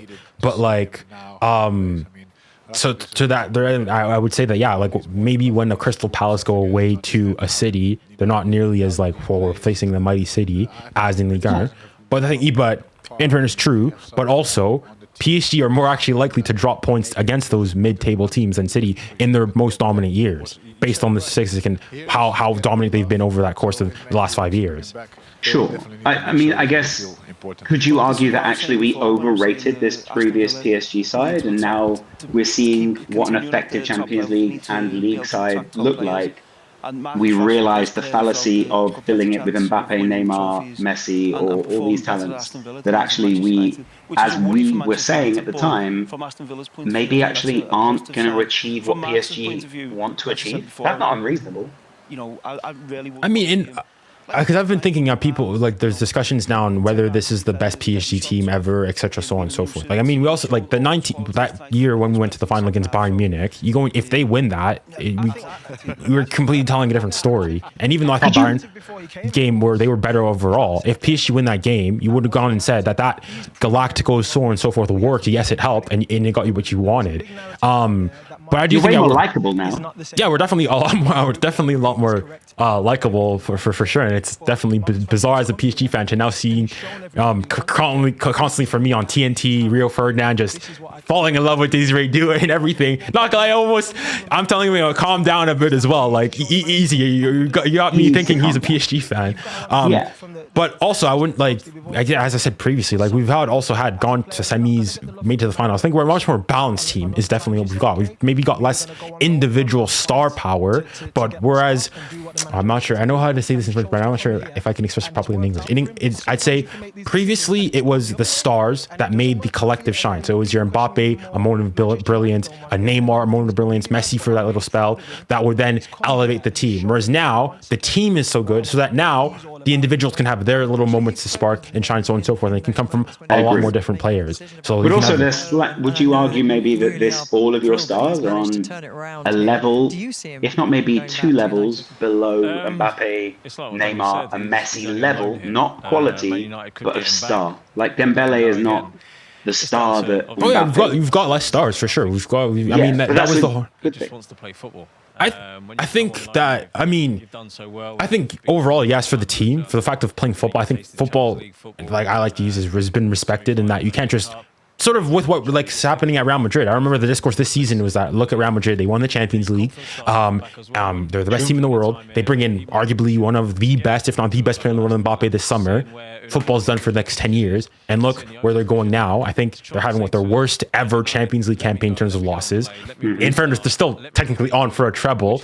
But yes, most Real Madrid fans are going and saying no. I just think it's the fact that, yeah, just putting the best players, the collective together, it just doesn't work. So yes, we've definitely got less individual star power than before. But overall, we're a much more balanced team. I think the era of Galacticos sort of just aggregating all the best players together, like your, I guess, mid 2010s, when you have like MSN, BBC, all those big front three, so on and so forth. I think it's done. And that football today is really a collective sport. Because I think the biggest thing, even one of the biggest things that's changed with PSG is the fact that we run a lot more. Like previously, when under the M&M era, when, you know, they were all there, we were one of the teams that ran the least in the Champions League. Whereas even now, even that Liverpool game, that first leg, even though we had like most of the ball and everything, we were still running more. And that's the thing I think is a big thing that has to go to 𝙀𝙬𝘼𝘾𝙖. And the fact that you don't have those players anymore, yeah. I think I'll be interested to see how long 𝙀𝙬𝘼𝘾𝙖 can keep this going. That's not me saying I don't think he can do it, but I think we've not really seen him ever sustain, mainly because he's not had the opportunity, like I said, a run of games like this. We're not seeing him have like this kind of, okay, I'll do 3 seasons and the team will perform like this. I'll be interested to see how long he can keep that going. But also, let's face it, like I'd argue you've got the best midfielder in the Champions League this season, Vitinha. You've got, his team came so close. Salah's very, very good. So, you know, who's your best? Who would you put up there? Could have taken it through to extra time. Is it Dembele? Well, I guess Dembele really where he's shine is sort of as a false 9 second striker. Right. So who's your best attacking player? Are you still making an argument with Dembele? Oh, Dembele's he's the best attacking player, but like whether you want to consider him as a striker, as a winger, it sort of depends. He's been better. It's a bit like Salah, really, isn't it? It's a bit like Salah, where it's like he's there to attack and score goals. Yeah, I guess I feel like Salah's more though of more direct. This, yeah, like winger, just stays on the wing and yes, scores goals. Whereas Dembele this season, like even in the team today, he's been dropping in, playing as like that 10 role, so on and so forth. And that happened really just in 2025, where he's gotten most of the bulk of his goals. But yeah, I also think there's like a thing that we can't debate because it's not tangible, and maybe your chat are already bored of what I'm saying, but you can't debate it because it's not tangible. People love a side that play football that's entertaining, and PSG play the most entertaining football in the Champions League this season, and that's a win of sorts for your team. I agree. That's a pretty big accolade to be the most attractive. I know Barcelona fans might disagree, blah blah blah. I find PSG slightly more compelling. I'm not sure why. Like maybe it's just I like their makeup better. I like Enrique. I love Enrique. Fair enough. Having said that, I think that Arsenal's is Arsenal not your biggest challenge? I think Arsenal's arguably built better to take out PSG than Liverpool are. Still a little bit more to do better. Try to get it. But it's the difference in the end. So goalkeeper-wise, you could argue Alisson, Raya. It's a minor difference. I think Raya's maybe. I give it to Alisson. Sure, but you get my point. Like they're still both top goalkeepers. I think Raya, say it quietly, is better than Donnarumma. To be protagonist, but as well we were. Raya. We were protagonists. That's not a crazy take. I mean, a lot of PSG fans would have wanted him gone. So yeah, I don't think that's like for you could get Alisson this summer. I'm not opposed to it. If I'm not sure how you Liverpool fans would feel about it, but we feel terrible. But if he's on his way out, then you know Although I'm not sure, based on going on with PSG's new idea is to sort of get younger players. I mean, you go and think even Donnarumma, he's what, 26, and he can do keeper. True, but also, why would you go first and get an older keeper who? How old is Alisson now? What, 31, 32? 31, something like that. Yeah, but he's better. You'd argue he's the best goalkeeper in the world. You could argue. Yeah, 100%. I'd say so. And he's a better. I think he's a better fit for PSG. I can see Alisson in a PSG kit. I can see him wearing the Jordan. I can see him with that great beard in the brilliant navy. Like, can you not just look at that and just be like, yeah? And there's also a big history of Portuguese-speaking players and Brazilian specifically at PSG. So I definitely would. It's a good shout. I'm just thinking in terms of you go and you think, oh, you'd be on serious wages because you'd want a wage increase, obviously. Probably find the final contract. And also, I think for me this season with Donnarumma is sort of his, like that Liverpool game, specifically that second leg. I think he was playing for whether or not he's going to be at PSG next season. Because that first leg, even though it was that one that 𝙬𝙬𝘾𝘼𝘎𝑗𝑎 shot. It's not the best shot in the world, and a lot of PSG fans really got on him for you need to be making that save. You have Alisson, your other number, who was like basically standing on his head. And the one chance you're called upon, you fumble it. But he sort of came back in the second game.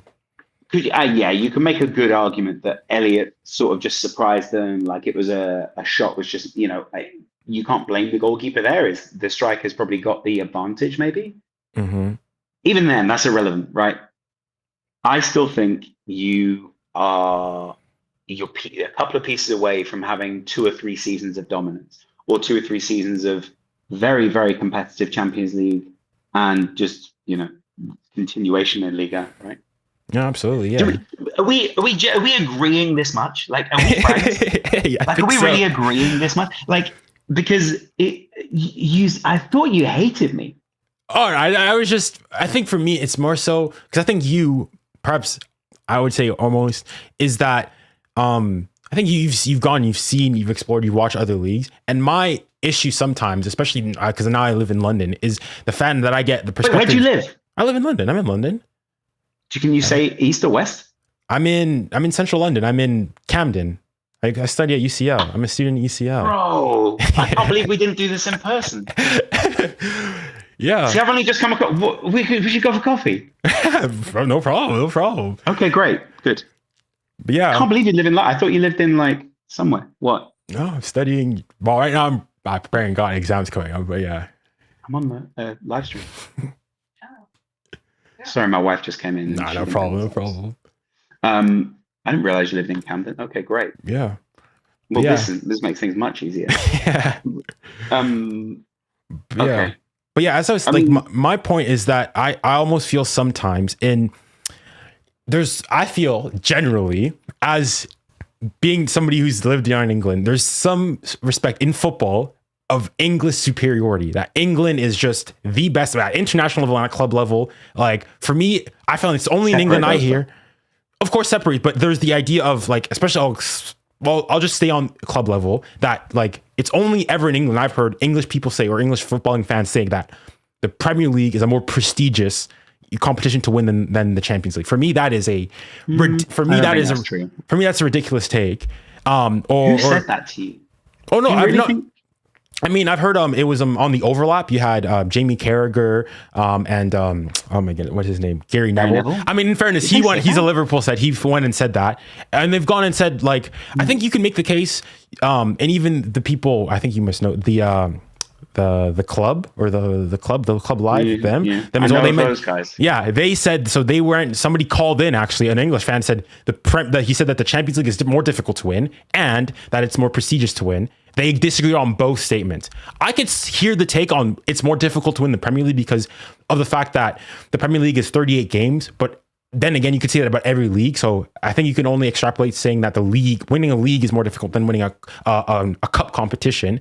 But saying that it's more prestigious relies more on, like you guys went through against us on penalties, right? Yeah, like, exactly. Yeah, it could have been us playing Aston Villa, mm-hmm.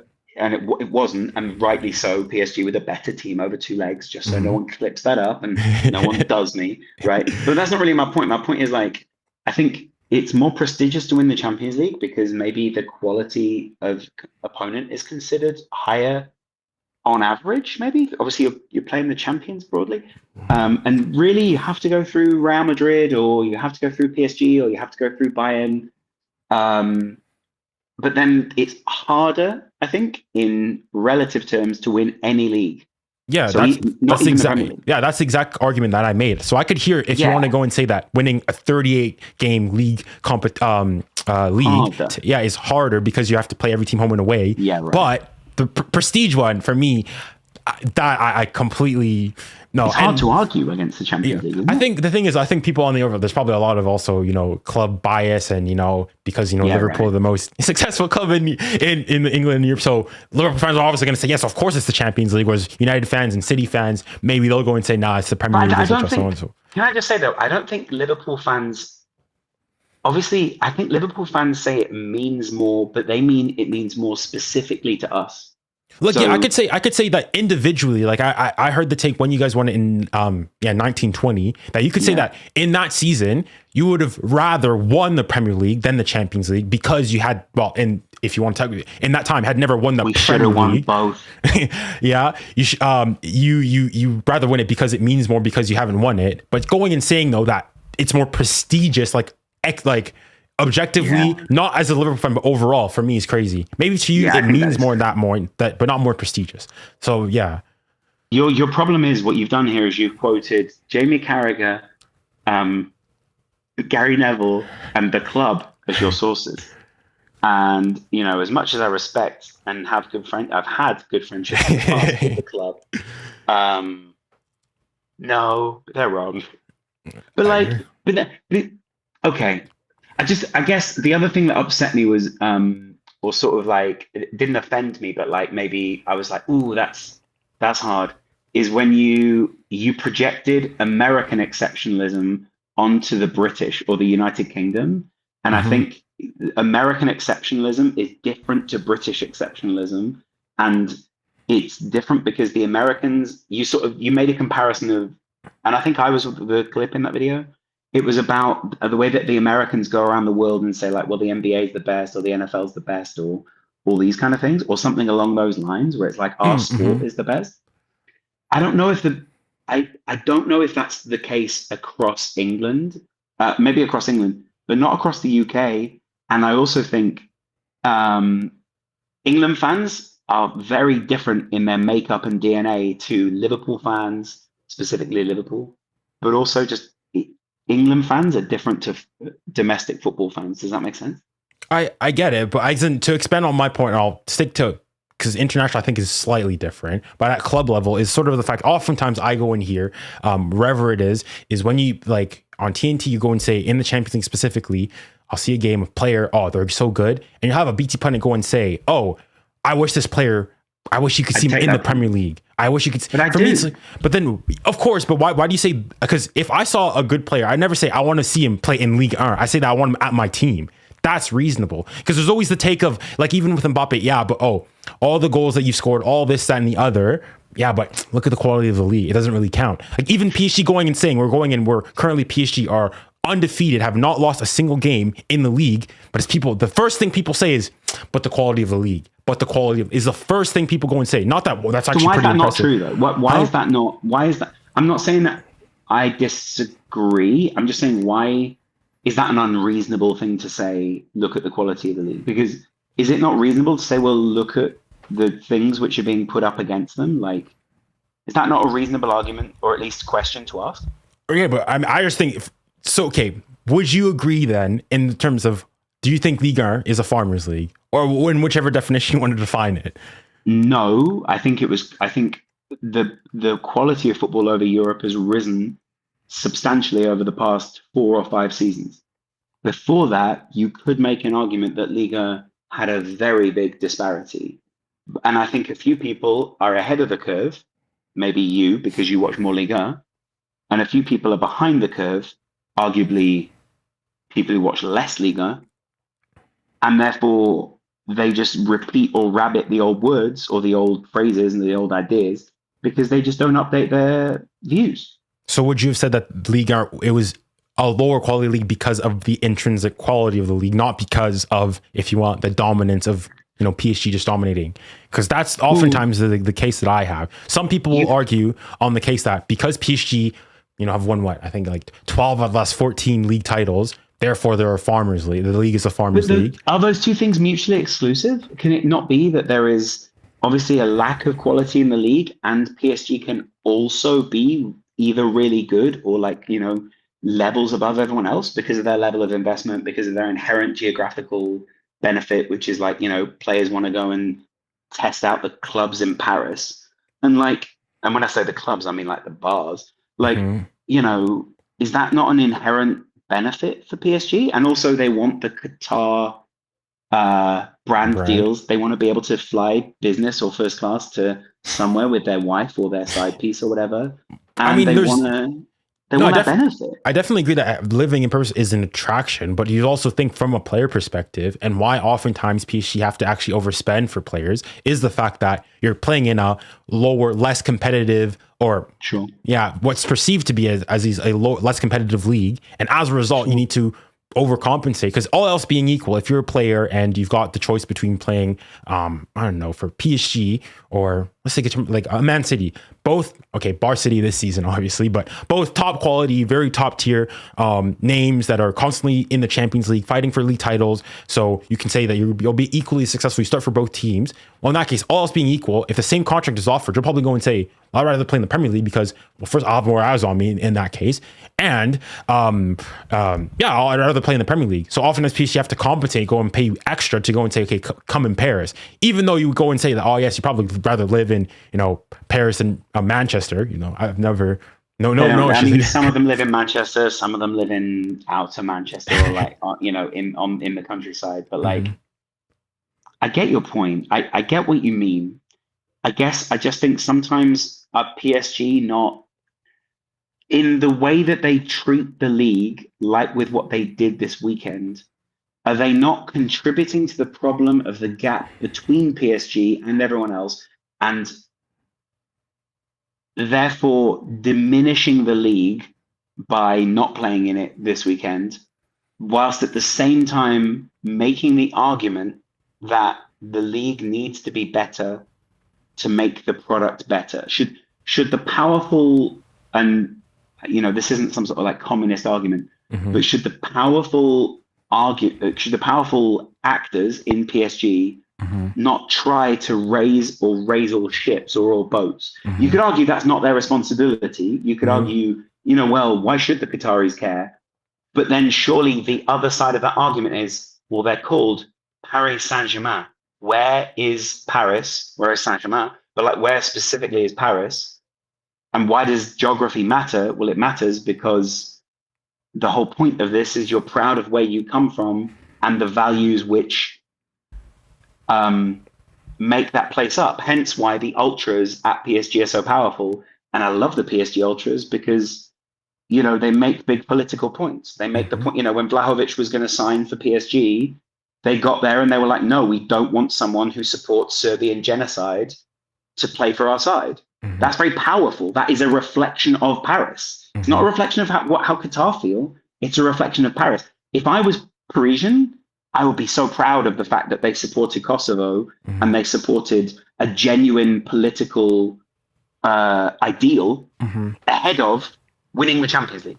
Yeah, no, for sure. Is that not more relevant though? Do you get what I'm saying? Like, is that, how can PSG how can you square that circle if you can say, you as a fan are saying with one hand, the league is weak, whilst also contributing to the weakness of the league through the power of your own club?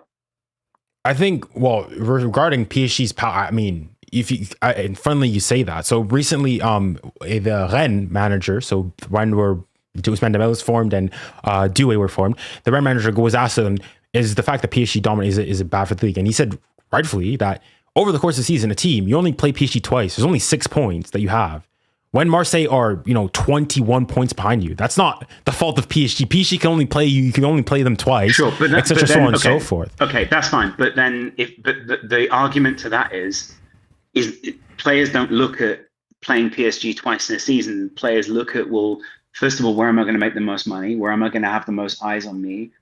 Maybe there'll be a few holistic players who are like, sure, I want to go live on the coast or whatever, but that's a different thing. A majority of the players are going to look at, where can I make generational wealth? Where can I play with the best players? Where can I go and win a league so I can get my Nike boot deal or my Adidas exposure? And where is that? That's Paris. So it doesn't matter if you play them twice a season or whatever. What matters is that PSG have the power of the league behind them. That's what matters. It's not about it. Well, I mean, it is about playing them twice a season, but you can't say it's as easy for Rennes to attract a player as it is for PSG. They're not equal. Oh, and, absolutely, 100%. And Liga are not doing, arguably doing enough to write that as a.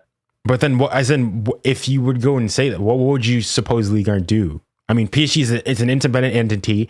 As a club, you can go and decide not to. Like, why would a player go to? Why you can make the same case. Say in England, of course, you got the top 6. They got the most money. You get the best contracts, and if you want to put Newcastle up in there, so on and so forth. But why not there? And why not? I don't know, Southampton, or even more globally, you can make the same case with the Premier League. The fact that while the Premier League has all the money, a player, you have so many cases of young German players, young Spaniards, young Frenchmen specifically going to the Premier League and not staying in Ligue 1 specifically because of the draw. Should UEFA be responsible and hampering down to, but doing what though? I mean, I mean broadly, you're kind of fighting a losing battle, but exactly because of the way that your owners and not just your owners, like broadly most owners act, because they act in their own financial interests, right? But I guess let's not do the charade of, therefore PSG care about the league. Like, broadly, everyone just kind of has to bow to PSG because they've got the power, both politically and in football. Like, that's why they don't bow because PSG are somehow more morally righteous. They do it because the money is where PSG's at. It's that simple. And it's the same in the Premier League. Like, I'm under no impression that Liverpool, FSG care about me. I don't think John Henry loses any sleep if I don't like Liverpool. Do you know what I mean? I mean, maybe he does. Maybe he sees 27,000 subscribers and he thinks, wow, that guy's powerful. But like, you get what I mean, right? Like, he doesn't care. Maybe he does, but he doesn't in reality. But then is that the responsibility of, let's say, United or any of the big clubs for the Premier League to hamper down and prevent them? And if so, by doing what? By saying what? There's like, are we going back to like the 80s where you say you can only have X number of like players that weren't from your club, things like that? Is that what we're going to go on to? I mean, I don't mind that, but you need everyone across Europe to sign up for that. That can't be just a league. That can't be a one league thing, because if the Premier League does that, then Liga would just say, well done for hamstringing yourselves. We're on the come up. Like, that's not going to work. It has to be UEFA wide or FIFA wide, arguably. So then everyone has to sign up for it. Wouldn't you agree that would decrease the overall quality of the game if you can? There's only so many players. I mean, it was like this previously in like the 80s and so on and so forth, when now everybody can go anywhere with the creation of the EU, so on and so forth, and free movement of people. But wouldn't you agree that if we went back to a more stringent way of looking at things, wouldn't it decrease things like, the Premier League? Because now you're basically which basically becomes which academy is the best and which can compete their best players, and that's what we're coming back to. Is your argument? I mean, my argument maybe would be the horses kind of bolted there, so maybe there's the impact is unknowable. You could also make the argument that broadly the money is gonna find a way anyway. Like, really the big clubs dominate whether you make the rules or not. Like, if you have a rule where, how can I put it? Like, FFP, whatever you want to call it, all the financial fair play stuff, big clubs just found a way around it. Like, they didn't actually honor it. They just went, yeah, cool. Lawyers, what do you think of this? Okay, we'll just do that to get around it. It's that simple. So the big clubs are always going to find the solution, but you need to find a way to level that out. But maybe I'm just getting a bit too high and mighty about it. Like, broadly, the fact is tonight, PSG are the best team in Europe.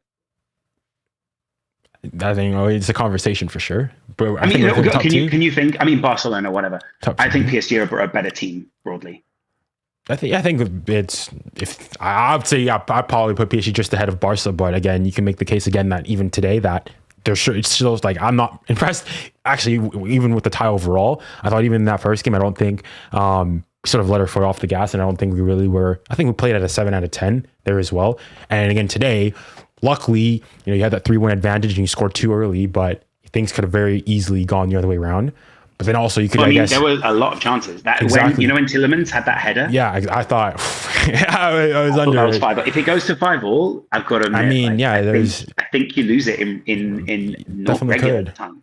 But I mean, there's that aspect of me going and saying that, well, the classic, if you want, like sort of how, England here, you constantly muck it, the Spursy thing where you just bottle it, or the Arsenal, the bottle gene. But I mean, it's happened to PSG previously. That you can think of La Remontada, even though for me, that's the biggest robbery in, football playing history. But we'll get that aside, even, Real Madrid 2021-22. But you would say that PSG in that moment of, I think, and that's also one of the big things I see the difference between this Luis Enrique PSG and PSG's of before, is the fact that now PSG know how to suffer. In that game, under 2 seasons ago, we're losing that game. That 15 minutes. Does that not? So you made a short about why those 2 arguments can't be made side by side, and now you're making almost my exact argument back to me. No, is that a couple of seasons ago, your guys were not. They were a little bit complacent. They were not lazy. It's the wrong word, but like they weren't as sharp as they are now. But I think that's more so that I don't think that has to do, like, the quality of the league is not a variable in that's changed that. I mean, no, it is because Luis Enrique is obviously Luis Enrique exists within Ligue 1, but he also exists within the Champions League and he exists within the world.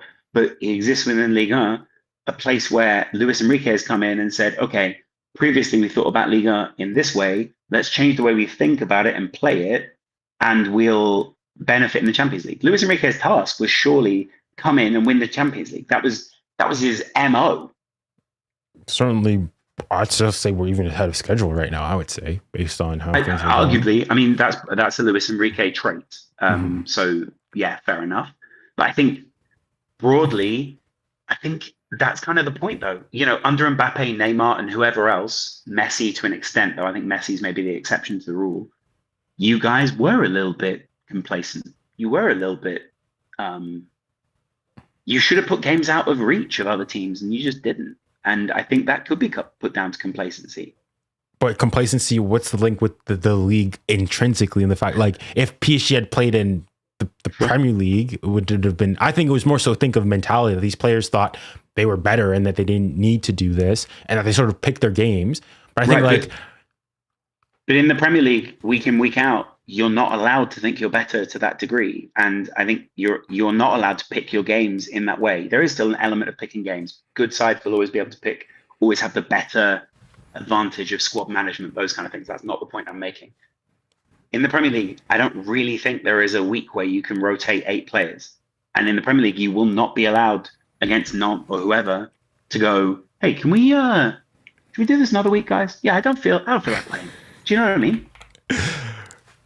I mean, I'd probably agree. Yeah, obviously you can't. The Premier League doesn't allow for, or I guess the FA doesn't allow for. But yeah, but I think you're still the only FA that doesn't do that. I know in Spain they've done that. They've postponed games.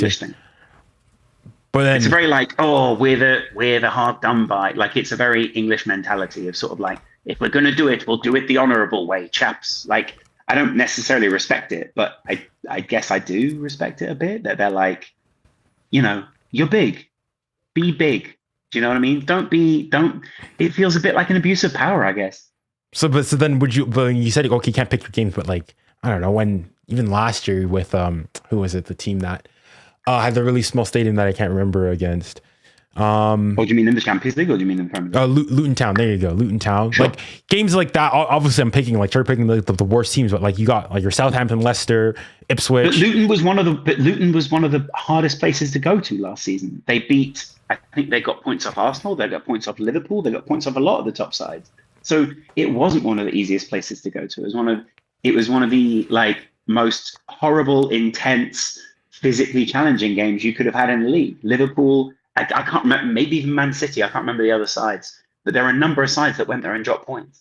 I just don't see the fact, like, if we go in for that, and when PSG play, I mean, who are in Ligue 1, Montpellier this season, Nantes are not all that great either this time as well. I don't think, like, sure, there's probably maybe a bigger gap in Ligue 1, but I don't think it's crazy enough to go and say that when PSG then come now and go and play, if they were to play in the Champions League, they're so much more physically exhausted that all of a sudden, or Premier League teams rather, are so much more, and that's the reason why. But then also my issue is with, and probably you haven't made the case, but the fact of, in the past, the thing was always the reason why PSG couldn't do that is because of the intensity, the fact that, or people were using the fact that the Premier League it's so intense all the time that when they go in the Champions League, it's the same level. So there's no need to raise it. And that's why PSG would fail. So that's why I was saying the code switching. And how is it that previously a lot of Premier League fans are going saying the reason PSG can't get it over the line in the Champions League is the fact that you're playing Nantes, you're playing Montpellier, Rennes, week in, week out, and smacking them and not really like needing to get out of second gear. And then all of a sudden, when you come across a City, an Arsenal, United, and so on and so forth, who regularly play intense matches in the Premier League, well, then you can't match that. And that's why you're getting knocked out. But now, my issue is that now you were saying that, oh, no, it's because the fact that they play in a lesser league, it's less demanding, which means they're better physically able. They're not nearly as exhausted overall. So it's like, I don't think you can hold those two arguments in the same. You either have to make one or the other. But if it was the same squad, then I maybe could. But it's a different squad, differently constructed. Obviously, they're the same manager as last season, but you get my point, with a different manager. So all of those factors mean it's like saying this broom's the same broom because it's called the PSG broom, but it's got a different head and a different handle. It's not the same broom. You sweep the floor differently with a different broom, I guess, is my point. Like you can't say, and this is why I speak about Mbappe, Neymar, and Messi. Those guys they treat football differently to the way that Dembele, Barcola, I don't need to name the players, PSG players, do. And that is why Luis Enrique has been able to affect a very specific mentality, which means when they go out there, they can play to the best of their ability against Liverpool, Aston Villa, who they beat by 1 goal. And that, which kind of plays into my point. Really, PSG beat Liverpool by 0 goals. They drew in regular time. So, two wins or 1 win. And then penalties was the difference between the two of us. So, yeah. But against Aston Villa, he's lost 3-2.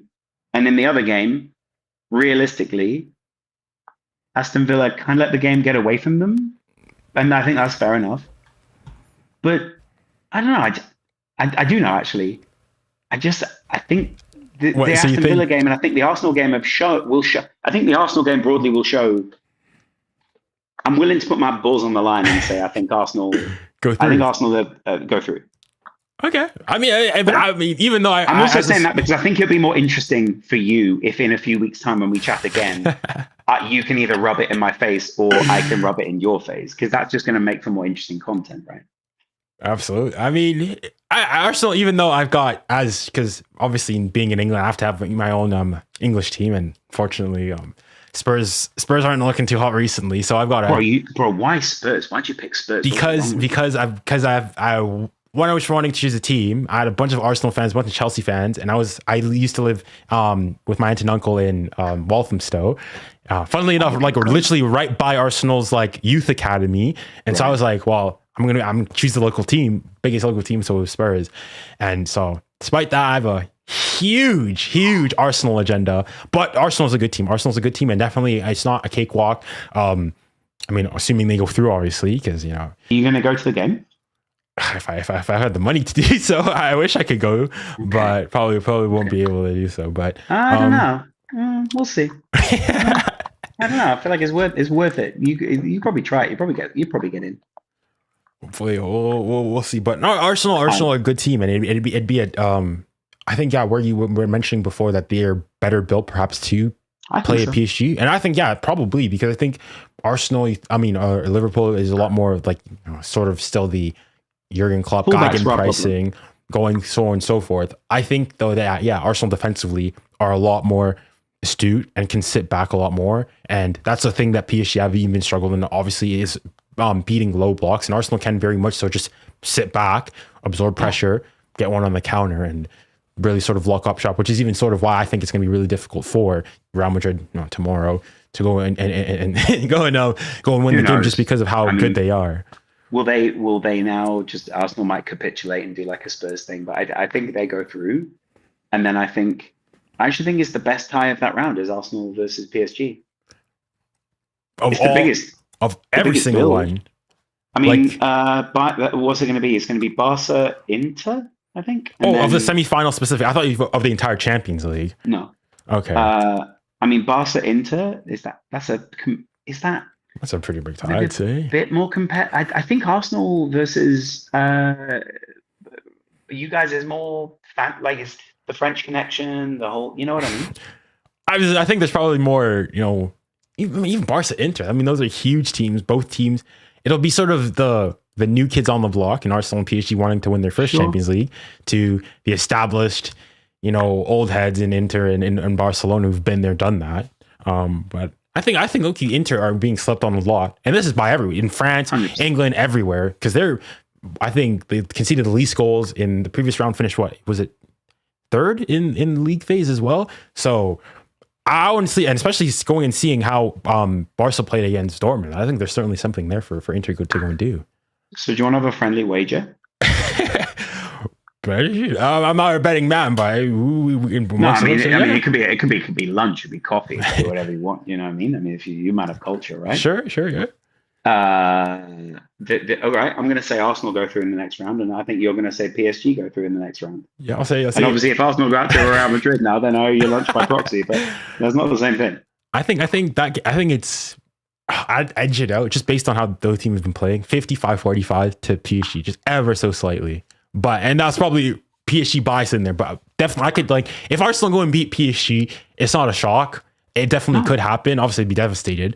But sort of even in that game when we played Liverpool, I actually probably would have said that going to that game, Liverpool, I would have said Liverpool were favorites to go through. And obviously, as PSG, I back my team and everything. But it was a tight tie. Liverpool at the time were probably one of, if not the best team in the world at that moment, and they just found a PSG that was in form. Liverpool slightly less so, and bada bing, bada boom, the magic of football, and here we go. Is that not another argument, by the way? Because what percentage of the season have PSG been good this season? So it's tricky because in the league we've been pretty consistent. PSG had a dip, even though we haven't lost in the league during October to mid to late November, because in that time we were drawing a lot in Ligue 1. We lost to Arsenal, we lost to Atletico Madrid at home, we drew to PSV, so we had all the straight, especially in the Champions League.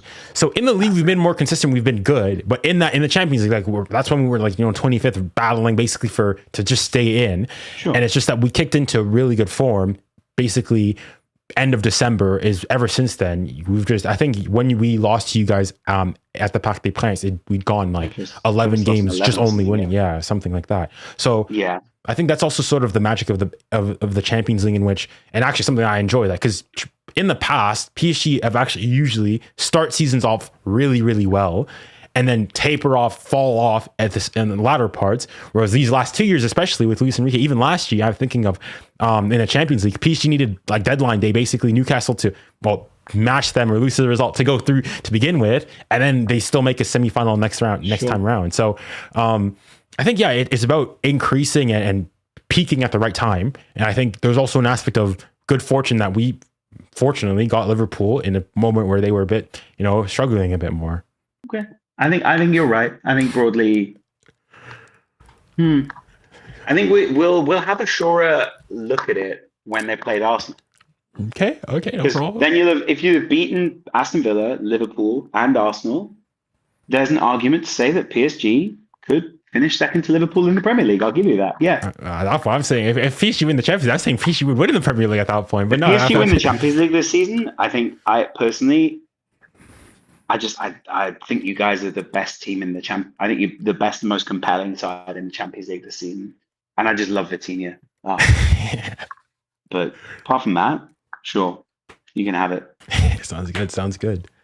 Well, listen, I got to go and do washing up. But, thanks for having me on. Do you think I should still shut up, or is this more of a friendly rivalry? No. I've obviously there's probably a bit of rage bait in that in the title. Bro, you raged me out. I was like, oh no, I got to reply to this guy now. He told me to shut up. I'm surprised because when you were in the comments, I'm like, surely this is something you just made up page and whatnot. But I remember your name was Lawrence McKenna on LFC, and I'm like, surely is it him? So I went to my chat.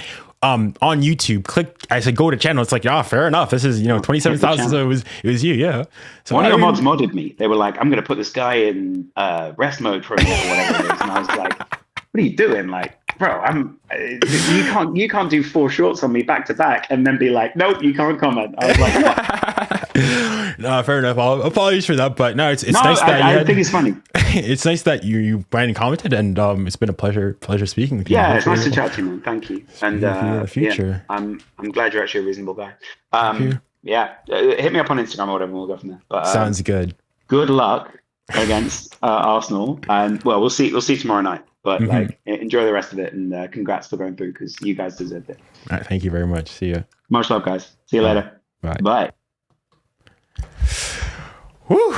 Okay, guys. Well, what a glad to be able to have Lawrence on. Man said on business. I called him out. He came on, in fairness, had a lovely chat.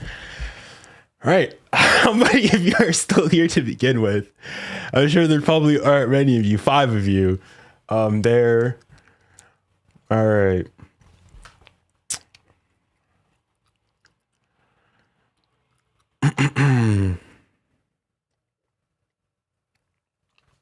Let's see. Oh my goodness. I'm spent. I'm emotionally spent. I'm emotionally drained.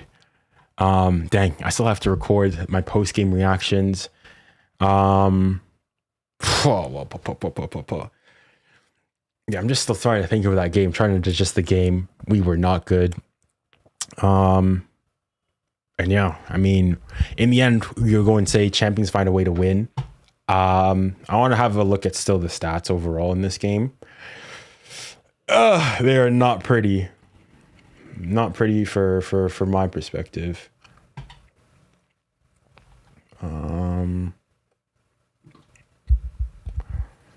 So here we go. PSG had 66% possession. Villa outshot us. More shots on target, more big chances created, higher XG. Lost the game as well, but we still went through. I mean, yeah, I'm not gonna lie. When they scored that 3rd goal, I thought, surely not. Surely we're not. Surely we've gone past this Fugazi PSG muck it up in the Champions League. In fairness, they did get chances after that, but we did manage to sort of, clamp things down a bit and find some rhythm afterwards. I'm gonna have a look at the momentum. So yeah, definitely during this period here, we were under siege here, completely under siege. Afterwards, PSG went and sort of dominated and had kept things a bit tighter, and then we obviously got the victory. But I'm not gonna lie, this game too close for comfort, way too close for comfort. Happy that we got the result that we needed. In the end, we did what we needed to do, but yeah, there's going to be a lot to say in my post-game reaction video, and I'll be excited to go through that. But anyways, guys, we are approaching a 3-hour stream. It's been a pleasure having everyone here. Pleasure having Lawrence on to discuss a bit, and hopefully I'll be seeing you guys soon. Anyways, it's a pleasure as always. Thank you, and remember, stay safe, stay kind, and stay blessed. Godspeed.